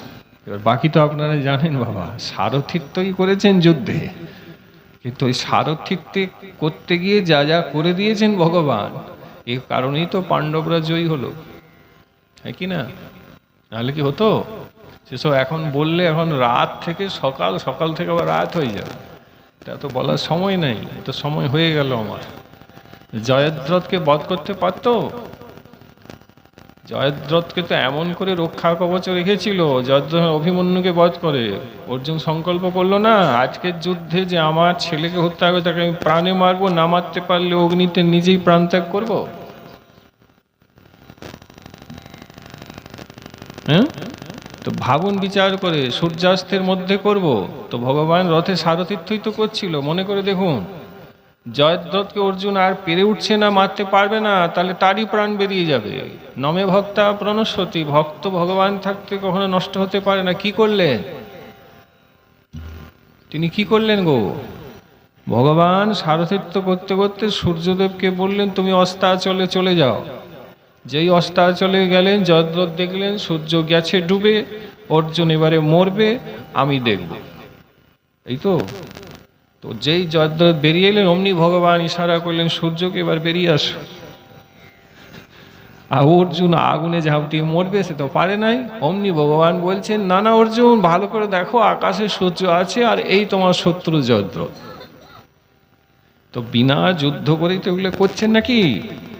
এখন আমি অত বলতে পারবো না আপনাকে, যারা শুনেছেন জানেন প্রভুর লীলা তা জানেন। তো ভগবানই সব করলেন। গীতার প্রথমেই বলে, অর্জুন তুমি এদের কাউকে বধ করছো বলে অহংকার করোনি, তুমি শুধু ধনুকবাণ ধরো, এদেরকে আমার সুদর্শনই মারবে। তাহলে যুদ্ধ করছেন কি না? হ্যাঁ কি না বলেন না বাবা? করছেন তো যুদ্ধ। এবার তোমাকে শাস্ত্রটা দেখতে হবে, তাহলে অনেক আছে এরকম লীলা, কটা বলবো? মহাভারত পর্ব বলতে 10 দিন 15 দিন সময় লাগবে, একটু যদি আস্বাদন করতে চাও। ভাগবতে 18,000 শ্লোক আছে, মহাভারতে বেদব্যাস কত শ্লোক লিখেছেন? মহাভারত বললাম, গীতা নয়।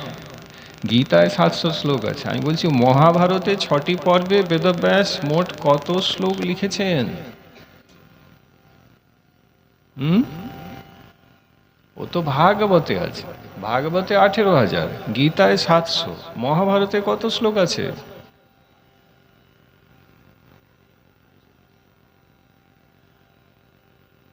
এক লক্ষ শ্লোক আছে। কত? আমরা যে গ্রন্থ পেয়েছি বেদব্যাসের কৃপায় পেয়েছি। ভগবান বেদব্যাস কৃপা না করলে ভগবানকে জানার শাস্ত্র একটি আমরা পেতামই নি। তা হরিকথা আর হতো কোথায়, কীর্তন কোথায় হতো? এই জন্য বেদব্যাসকে প্রণাম করতে হয়। নারায়ণম নমস্কৃত্যম নরং চৈব নরোত্তমা দেবীং সরস্বতীং ব্যাসং ততো জয়মুদিরয়িত। এই শ্লোকটি বেদব্যাসকে প্রণাম করা হয়েছে। এই শ্লোকটি কিন্তু ভাগবতে নেই। এই শ্লোকটি কোথায় আছে জানেন? মহাভারতে আছে। ভাগবতে প্রথম শ্লোক নম সচ্চিদানন্দ রূপায় বিশ্বোৎপত্ত্যাদি হেতবে তাপত্রয় বিনাশায় শ্রীকৃষ্ণায় বয়ং নমঃ। এটি ভাগবতের প্রথম শ্লোক। আর মহাভারতের প্রথম শ্লোক ওই তো বললাম, বেদব্যাস। 1 লক্ষ শ্লোক আছে, তা 15 দিনেও তো হবে না। যাই হোক বাবা, এক কৃতবর্মাকে ভগবান পরে কিন্তু দুর্যোধনকে দিয়েছিলেন। এইটুকুনি মনে রাখবে, ভগবানের যদুবংশীয় কৃতবর্মা কুরুক্ষেত্রে যুদ্ধে বাবু ভগবানের বিরুদ্ধে অধর্মের পথে থেকে ভগবানের সাথেই কিন্তু পাণ্ডবদের সাথে যুদ্ধ করেছেন। এই হলো রহস্য। কৃতবর্মা হয়ে গেল। আর কি থাকলো? অক্রূরজি। অক্রূরজি আপনারা জানেন নবিধা ভক্তিতে, 9 প্রকারের ভক্তিতে যে বন্দনা ভক্তিটি আছে, অর্চনং বন্দনং দাস্যম সখ্যম চ আত্মনিবেদনম ইতি পুংসার পিতা বিষ্ণু ভক্তিশ্চে নবলক্ষণাঃ। ভাগবত পাঠ করতে গেলে শ্লোক বলতে হবে, বুঝলেন? ভাগবত পাঠ যদি কারোর মনে হয় খুব সোজা, শ্লোক বলতে গিয়ে দম বেরিয়ে যাবে। আচ্ছা, শ্লোক কেমন বলবেন?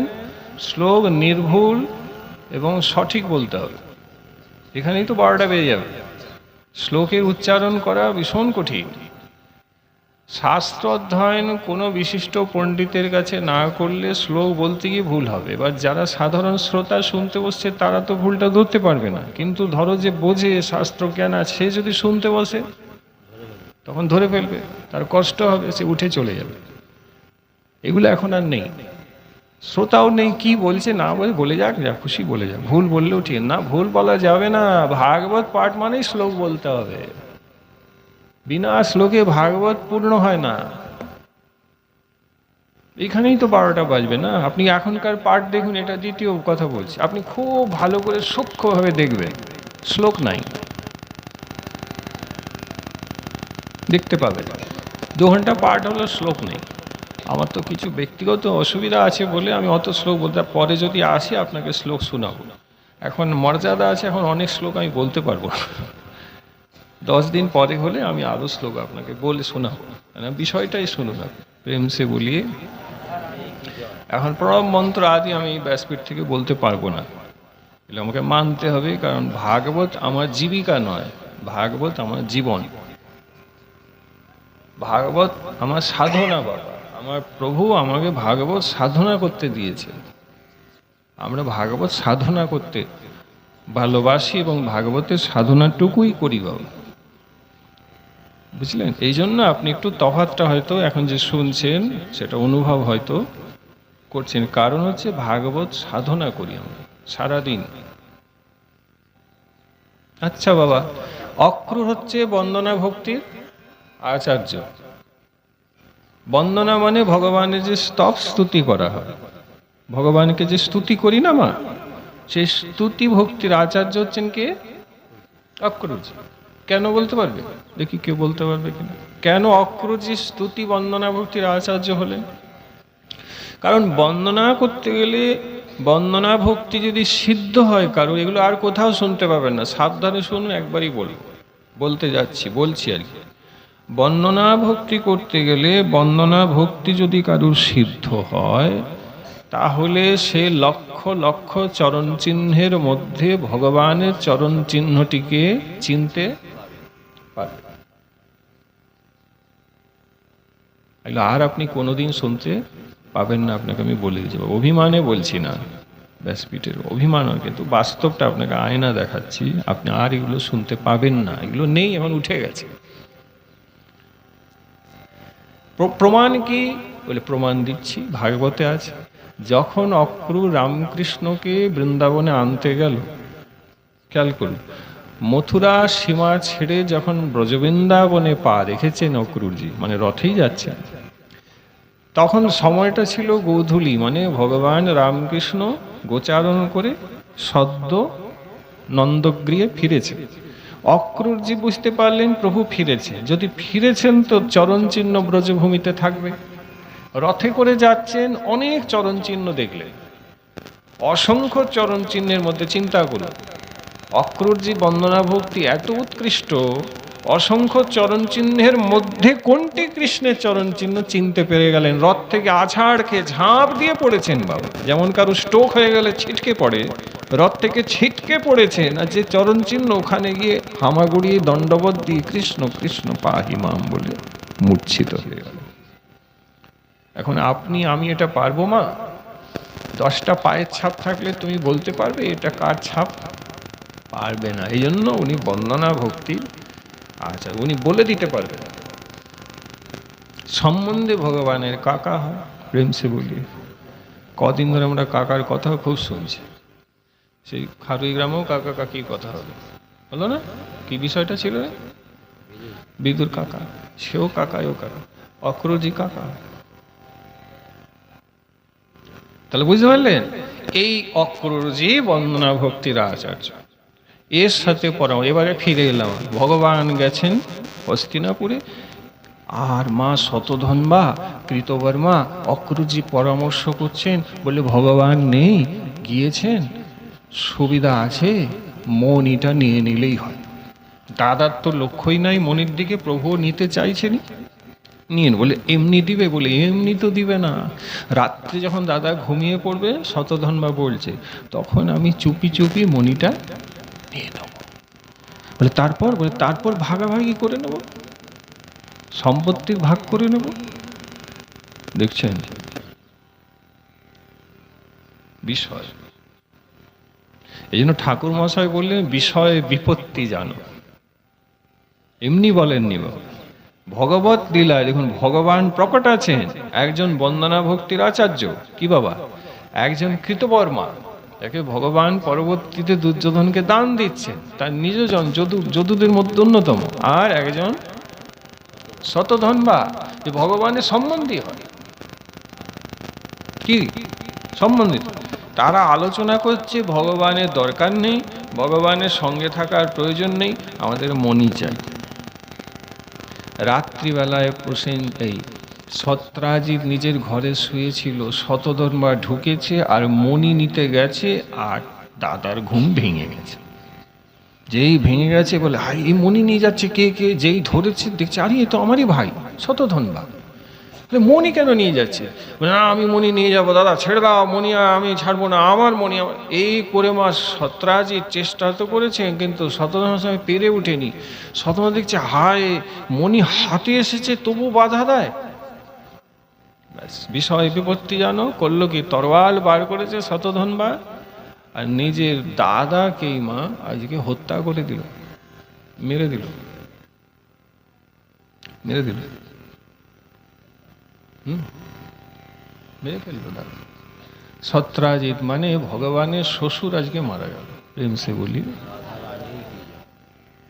মারা গেল, অকাল মৃত্যু হয়ে গেল, মনির জন্য মারা গেল। যেই মারা গেল, এদিকে মণি নিয়ে এবারে এসেই অক্রূরকে বলছে, আর কৃতবর্মাকে বলছে, মণি তো হলো কিন্তু দাদা নেই, দাদাকে মারতে হয়েছে। বলে কি বলছিস রে? বললে হ্যাঁ, আর তো বিপদ, এখন ভগবান আসবে, আর সত্যভামা যদি জানতে পারে যে তার বাবাকেই মেরেছে, সেও ছাড়বে না, আমাদের মণি নিয়ে পালাতে হবে। শতধন্বা মণি নিয়ে পালায়, ওদিকে ভগবান এসেছেন, সত্যময় জানতে পারলেন যে আমার বাবাকে মেরেছে, চিৎকার করছে, কাঁদছে, ভগবানকে বলছে দেখো আমার বাবাকেই মেরে ফেললো। তখন ভগবান রথ নিয়ে ছুটছেন সত্যধনবার পিছনে। শতধনবা পালায় মণি নিয়ে, ভগবান ছুটছে, ছুটতে ভগবান তাকে ধরে নিয়েছে এবং যুদ্ধ করে ভগবান দ্বারকাধীশ আজকে শতধনবাকে বধ করে দিয়েছে। তাকেও মেরেছেন ভগবান, বলে অন্যায় করেছে যদি তোমাকে মরতে হবে। নিজের বংশের মানুষকে অধর্ম করায় ভগবান রাখেননি, মা মেরে দিয়েছে। আর মণি নিয়েছেন, মণি নিয়ে ভগবান কি করলেন জানো? বলবো? এও শুনতে পাবে না, কারণ সত্রাজিৎ তো আর নেই। মণি ভগবান নিলেন, শতধনবাকে বধ করলে মণিটা কি করলেন জানো? নিজের কাকাকে দিয়ে, মানে অক্রুকে। ভগবান সবই জানে, বলে কাকার মণির প্রতি লোভ হয়েছে, কাকা এই না মণি না। আর শুনলে আরো অবাক হবেন, কাকা মণি নিয়েও নিয়েছে। অক্রুজি মণি নিয়ে বলছেন দিন, মণি নিয়ে অক্রুজি মণির দিকে, তাই ভগবান বলছে এ যাবৎ তুমি আমার দিকে তাকাতে, এখন দেখছি মণি দেখছো না।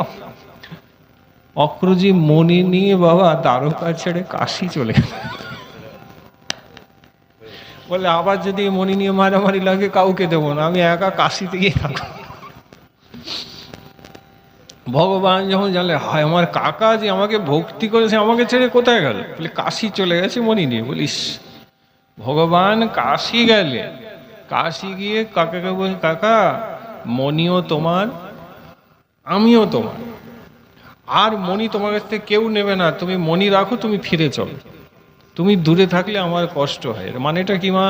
এর মানে হচ্ছে ভক্ত ভগবানকে যদি ভুল করে ছেড়েও দেয়, ভগবান ভক্তকে ছাড়ে না। আর 10 মিনিট আমাকে একটু দিন, আর 10 মিনিট, 12টা 10, 12টা 20 আমি বিশ্রাম দিই। বাবা হরিলুট হবে, তারপরে খাওয়া দাওয়া। না বাবা, হরে কৃষ্ণ। আচ্ছা একবার বলো জয় নিতাই। জয় নিতাই। এই দেখেন মা, ভগবান ভক্তকে ছাড়েন না। চরিতামৃতে আখর দিচ্ছেন কবিরাজ গোস্বামী পাদ, কি বললেন? সেই ভক্ত ধন্য যে না ছাড়ে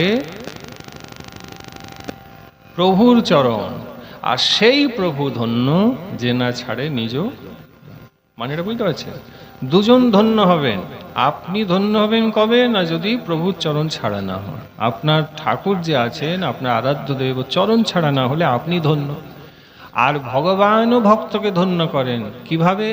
তিনিও ভক্তকে কখনো ছাড়েন না। এই জন্য তোমাকে প্রভু চরণে বলতে হয়, হে ভগবান এই কৃপা করো, হে দীননাথ, হে অনাথের নাথ, তুমি আমাকে এই দয়া করো যেন আমি তোমাকে ভুলে না যাই। আমিও যদি প্রভু কখনো ভুলেও যাই, তুমি এই কৃপা করবে, তবু তুমি যেন আমাকে ভুলে না। এই আর শাস্ত্র বলছেন কর্ম কেমন করবে? আচার্য বলছেন যে কর্মটি করলে ভগবান প্রসন্ন হয় সেটিকেই তুমি করবে। যে কাজটি করলে ভগবান অপ্রসন্ন হয়, বিচার করে দেখবে যে কাজটি করলে আমার প্রভুকে প্রসন্ন হবেন, যদি হবেন করো, আর যদি হবেন না সেটি অকর্ম বলে ত্যাগ করবে, ব্যাস। আর তুলসী দিয়ে প্রণাম করবে, দেখো সব কিছু তুমি অর্জন করে নেবে। বলিয়ে ভক্তবৎসল ভগবান কি। এই মা, তাহলে যেখানে ছিলাম শতধনবাকে ভগবান বধ করলেন, কাশিতে গেলেন, কাকাকে বললেন মণিও রাখো আমাকেও রাখো। দেখুন নিজেই বলছেন আমাকেও রেখো, আর তুমি এইভাবে এইখানে আলাদা আলাদা থাকার প্রয়োজন নেই, তুমি মণি রেখে আমার সঙ্গেই থাকো। তো তখন অক্রুরজি নিজের ভুল বুঝলেন, বলে হায় আমি কৃষ্ণের পরশমণির থেকেও কোটি শ্রেষ্ঠ সেই চরণোদ্বয়কে ছেড়ে দিয়ে আমি এই একটা সামান্য মণিতে আকর্ষিত হলাম। আমি শ্রী গোবিন্দকে ছেড়ে মণির লোভে কাশিতে পড়ে আছি। বোধটা হলো, চোখে জল এলো, প্রণাম করে বললে প্রভু আমি তোমাকে ছেড়ে এখানে, হায় আমি তো এত বড় ভুল করলাম। প্রভু খুব মন দেবেন এই জায়গাটা, অক্রুরজি প্রশ্ন করছেন প্রভু আমার এই দুর্দশা কেন হলো? আমি আজীবন তোমার চরণ চিন্তা করেছি, বন্দনা ভক্তির তুমি আমাকে আচার্য করেছ, যারা তোমার বন্দনা করে, স্তুতি করে, তারা গুরুরূপে আমাকেই স্মরণ করবে। প্রভু, আমি এত বড় ভুল করলাম, কি করে করলাম প্রভু? কি কারণে হলো, যদি দয়াময় আমাকে একটু বলো। তখন ভগবান হেসে বলছেন, ভগবান উবাচ, ভগবান বলেন, কাকা, এই ভুলটা যে তোমার হয়েছে এর পেছনে আছে অপরাধ। কি আছে? কি আছে মা? অপরাধ।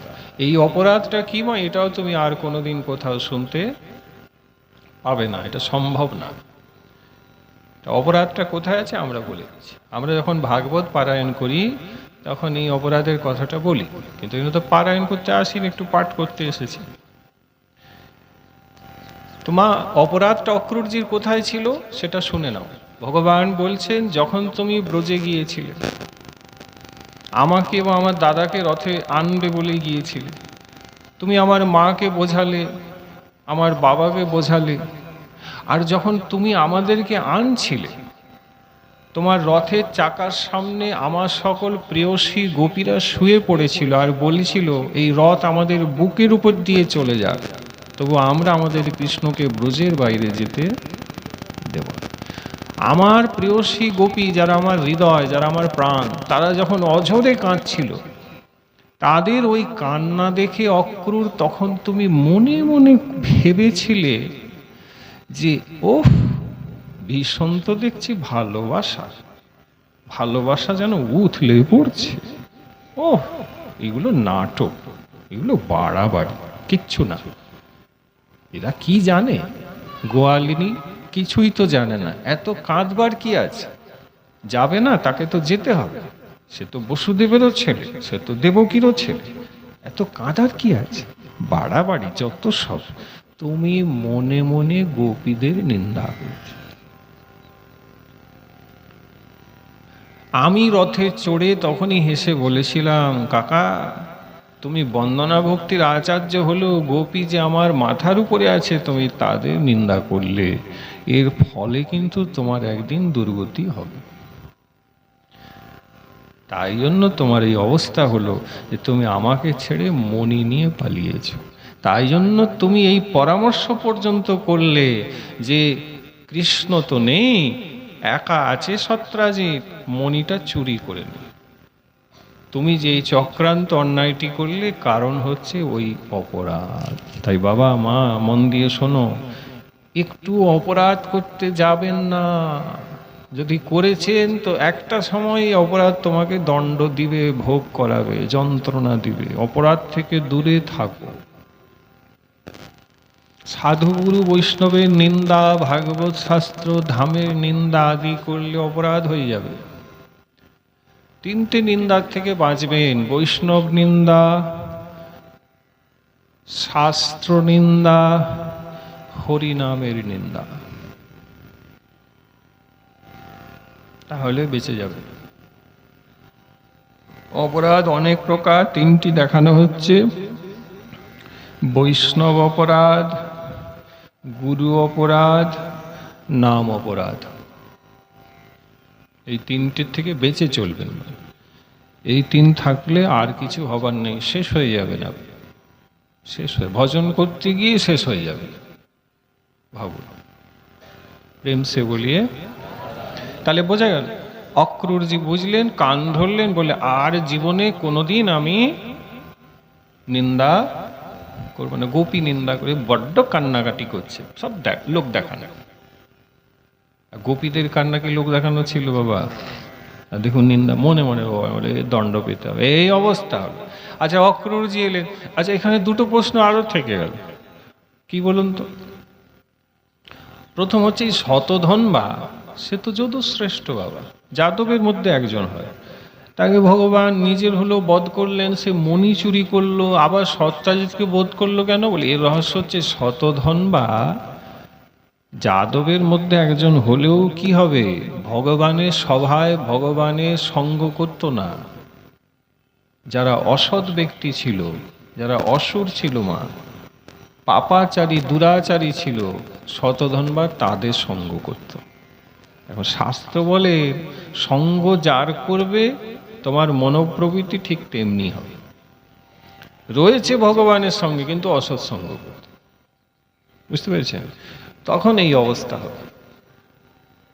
প্রেম সে বলিয়ে, হ্যাঁ, এই রকম ভগবান রামচন্দ্রের বানরের দলে একটি বানর ছিল, ভগবানের সঙ্গ করতো না, রাবণের সঙ্গ করতো।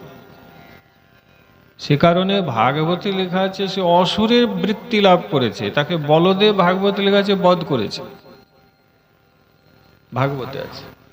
নকল ভগবান কৃষ্ণ সেজেছিল, কাশী নরেশকে সঙ্গে করেছিল, যার নাম ছিল পৌণ্ড্রক। সেই পৌণ্ড্রকের নকল হনুমান হয়ে সে ছিল। ভাবুন, রামচন্দ্রের সঙ্গে বানরূপে ছিল, কিন্তু সঙ্গ রাবণের করত। তাই ভগবান থাকলেই হবে না, আচার্য বলছেন ভগবানের সঙ্গে থাকতে হবে। ভাগবত থাকলেই হবে না, ভাগবতের সঙ্গে প্রসঙ্গে থাকতে হবে। গুরু আছেন তার বাড়িতে বললেই হবে না, শিষ্যকেও গুরুর সঙ্গে থাকতে হবে, যাতায়াত করতে হবে। আমার গুরু ওখানে আছেন, আমি এখানেই পড়ে আছি, কোনো একদিন যাব বললে হবে না, আপনি পিছিয়ে যাবে। স্কুলে নাম লিখালে হবে না, স্কুলে প্রতিদিন যেতে হবে। তুমি না গেলে বলে কি রে তুই যাসনি কেন স্কুলে, চল স্কুলে, তুমি জোর করে নিয়ে যাবে। ভক্তি রাজ্য গুরুর কাছে আশ্রয় নিলেই হবে না। ভুল করছেন আপনি, অনেকেই ভুল করে, হ্যাঁ আমার মন্ত্র হয়ে গেছে। না না না না না, যাতায়াত রাখতে হবে, তবে ভক্তি ভজন বাড়বে, নাহলে কমে যাবে। এদের দুজনের এই সমস্যা। শতধন্বাকে তো ভগবান এই জন্য বধ করলেন। মণি কাকাকে দিলেন, কাকা ভুল বুঝলেন, অপরাধের ক্ষমা চাইলেন। মণি ভগবান নিজেও রাখলেন। মণি করলেন কি, যে কোষাগার হয় না, কোষাগারে মণিকে রেখে দিলেন। আর ভগবান বললেন কি, বিষয় বিপত্তি জানো, সংসার স্বপন মানো, নরতনু ভজনের মূল। বিষয় আবিষ্ট চিত্যং জঞ্জালম অপি পরিকীর্তিতঃ। যার মনটি বিষয় আবিষ্ট হয়ে আছে, সেটা জঞ্জাল ঝুল হয়ে গেছে, সেই ঝুলে আর ভগবান আসন পেতে বসে না। বিষয় ভগবানের মনে করে তার সঙ্গ করবে। গোবিন্দ বিষয় রস, সঙ্গ করো তার দাস, প্রেম ও ভক্তি সত্য করি যান। আমাদের ভক্তি জগতের বিষয় হচ্ছে ভগবানের কথা। ভগবানের কথা ব্যতিরেকে যে অন্যান্য, সেগুলো হচ্ছে আগাছা এবং যন্ত্রণাদায়ী, সেগুলো গ্রহণ করা যাবে না।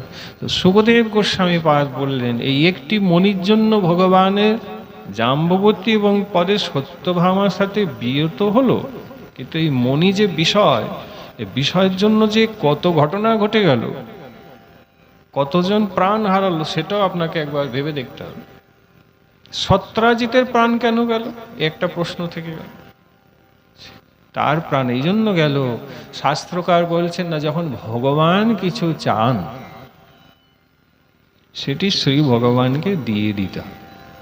যখন চেয়েছিলেন দেয় নাই, পরবর্তীতে ভগবান ওই মণি নেন না। আর মনে করে দেখো, বলেছিলেন আমি চাইতেও যদি দিলে না, তাই এই মণির জন্যই কিন্তু তোমার অনেক ক্ষতি হবে। আপনি বলুন, মণি যদি ওই রাত্রে সত্রাজিতের কাছে না থাকতো, তাহলে কি প্রাণ যেত? ভালো করে বুঝুন মা, বিষধর যে সাপ হয় তার মাথায় মণি থাকে, সে মনে করে আমি বিরাট কিছু, কিন্তু ওই মণি কিন্তু তার অন্যান্য সাপের আগে প্রাণ বার করে দিবে, করবে না? কারণ যে লোভী ব্যক্তি দেখবে এর মণি আছে, তো ওকে তো আগেই মারবে।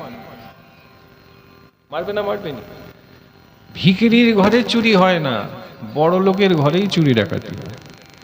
ভিখিরি বড় লোকের তফাৎ কি? বলে ভিখিরির টাকা নাই, বড় লোকের অনেক আছে। এই টাকার সাথে বিপদ এলো কি না? চোর দেখে না, এ তো অনেক আছে, এর ঘরেই কালকে চুরি করবে। এখন চুরি করে নিয়ে পালালো তো ভালো, আর যদি তুমি ধরতে যাও তাহলে সত্রাজিতের মতন অবস্থা হতে পারে, প্রাণ চলে যাবে। তো বিষয় প্রাণ পর্যন্ত নিয়ে না, এটা শিক্ষা দিলেন। সত্রাজিত মণির জন্য আজকে প্রাণ হারিয়েছে। যেদিনে চেয়েছিলেন ভগবান দিয়ে দিলে, এত ঘটনা কি ঘটতো মা? ঘটতো না। কিন্তু কত কি ঘটলো দেখো। সত্রাজিৎ মরল, এক ভাই প্রসেন মণির জন্যই গেল। হ্যাঁ, আচ্ছা, শতধন্বা মণির জন্যই মরল। অক্রূরের যে ভক্তি ছিল, ভজন, ভগবানকে ছেড়ে কাশী মণি নিয়ে পালিয়েছে, তা মণির জন্যই কাশী গেল। মণির জন্য ভগবান হায়রান হলো। আরে মণির জন্য ভগবান বলছেন আমাকেও দ্বারকার নগরে অনেকে চোর বলল। ভগবান বোঝাচ্ছেন যে আমি ভগবান, আমি মণি নেই নাই, আমাকেও সবাই বলছে চোর, মণি চুরি করেছে। তাহলে বিষয় কেমন টানে দেখো। আপনো আপন স্থানে পিরিতি সবাই টানে, ভক্তি পথে দেয় সদা বিগতি, ক্ষতি করে দিবা। সৎ উপায় উপার্জন করুন, আর উপার্জিত অর্থকেও সৎ কাজে ব্যবহার করবি বাবু। একজন ভক্ত হয়েছু, দীক্ষা নিয়েছু, অর্থ সৎ উপায় করবি, অসৎ উপায়ের অর্থ কখনো নিতে যাবি না। ব্যাসপীঠে বলছি অসতে মাকে ঠকিয়ে যদি 1টা টাকা নাও, তা তার পরিবর্তে তোমাকে 1000 টাকা ট্যাগ থেকে বার করতে হবে। এর জন্য প্রস্তুতি করে রাখো। যে একেবারে মূর্খ হবে সেই এই কাজ করবে। তুমি মনে করলে বাহাদুরি, ওকে ঠকিয়ে 10টা টাকা আমি বেশি নিয়ে নিলাম, তুমি অপেক্ষা করো, তোমার 10,000 বেরিয়ে যাবে। তো লাভ হলো কি? 10টা টাকা তার দিয়ে দিলে তোমার 10,000 থাকতো, তো তুমি বুঝতে পারলে তো অন্যভাবে বেরিয়ে যাবে, তুমি বুঝতে পারবে না। এই জন্য এই কাজ করবেন না। দীক্ষা নিয়ে ভজন করুন, অর্থ সৎভাবে উপার্জন করবেন। ভগবান বলছেন শিক্ষা দিলেন, সেই দিয়ে ভগবত বৈষ্ণব সেবা করুন। এই দেহটাকে ভজনের মূল বলে মনে করবেন। ভজন করার জন্য এই দেহটি পেয়েছি, আর এই দেহ দিয়ে ভগবান যদি কোনো সেবা করিয়ে নিচ্ছেন তো তাই করে নেবেন। আমার প্রভু আমাকে কৃপা করেছিলেন, বললেন এই গ্রামটার নাম কি বাবা? বৃন্দাবন চকে চলে যাও, মনে হবে যেন বৃন্দাবনে গিয়েছো, তাদেরকে একটু ভগবানের কথা শুনিয়ে আসো। তোমার কৃপা হয়ে গেল, চলে এলাম। প্রভু দিয়েছেন সেবা, আমার প্রভু সম্মুখে রয়েছে, বলে যাও, আমি তো আগেই আছি, তা সেবা হয়ে গেল। তো ভক্তি করুন, ভজন করুন। আর আমাদের আশ্রিত রয়েছেন বাবা, তার নাতিরা, নাতির অন্নপ্রাশন যখন জন্ম বোধহয় সেই সময় এসেছিল। ওই ওই ওই বাড়ি, ওই বাড়িটা বোধহয় না, এখানে আরেকটা বাড়ি উপাসে। হুম, হ্যাঁ ওইখানে আমি পাঠিয়ে এসেছিলাম। হ্যাঁ হ্যাঁ মনে পড়েছে, ওই মা বসে আছেন, আমাকে কিছু, হ্যাঁ হ্যাঁ হ্যাঁ ওই তো, হ্যাঁ হ্যাঁ, কারণ গাড়ি উপাসেই ঘুরে গেছিলো আমি তো। হ্যাঁ, তো ওখানে গেলাম, তো এখানে এলাম, খুব আনন্দ হলো। প্রসঙ্গ ভাগবতে এবং আনুষাঙ্গিকভাবে অন্নপ্রাশন। অন্নপ্রাশন উপলক্ষে ভাগবত হয় না। আমরা বলি নাতির অন্নপ্রাশন আছে, একটু পাঠ হবে, আসুন। ভুল বললেন আপনি, তাহলে ভাগবত ছোট হয়ে গেল, অন্নপ্রাশন বড় হয়ে গেল। ভাগবতের উপরে কেউ তো নাই, ভাগবত স্বয়ং ভগবান। তা বলতে হবে শ্রীমদ্ ভাগবত, শিখে রাখুন। শ্রীমদ্ ভাগবত অর্থাৎ ভগবান স্বরূপে আসছেন, এবং আমার আচার্যদেব আসছেন, কান দুটো ধরতে হবে।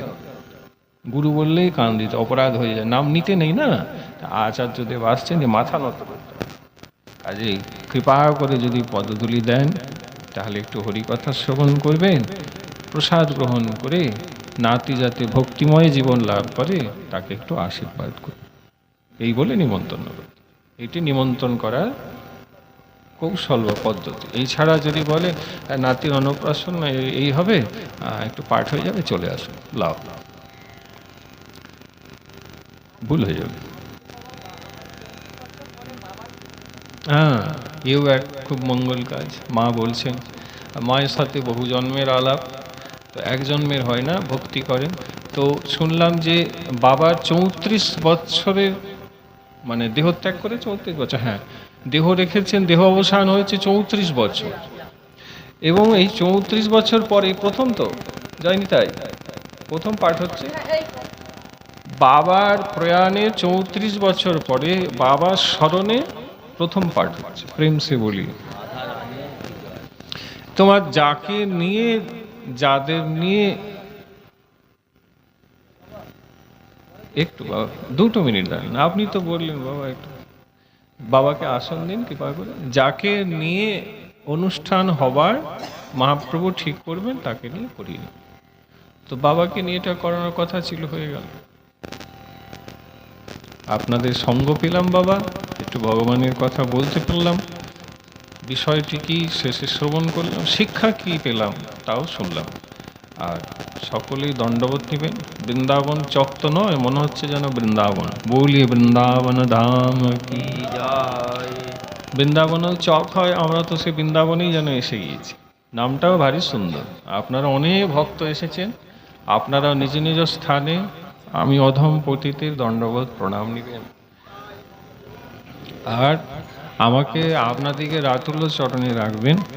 আমার পরিবেশনে ভগবত কথা বলতে গিয়ে যদি কোনো ভুল ত্রুটি হয়, তাহলে আপনারা নিজ গুণে আমাকে ক্ষমা করবেন। সকলে ভালো থাকুন, ভজনে সাধনে থাকুন, এই প্রার্থনা রাখি। আর আজকের প্রসঙ্গ এখানেই বিশ্রাম। নিতাই গৌর প্রেমানন্দে বন্ধ করুন। জয় হরি হরি।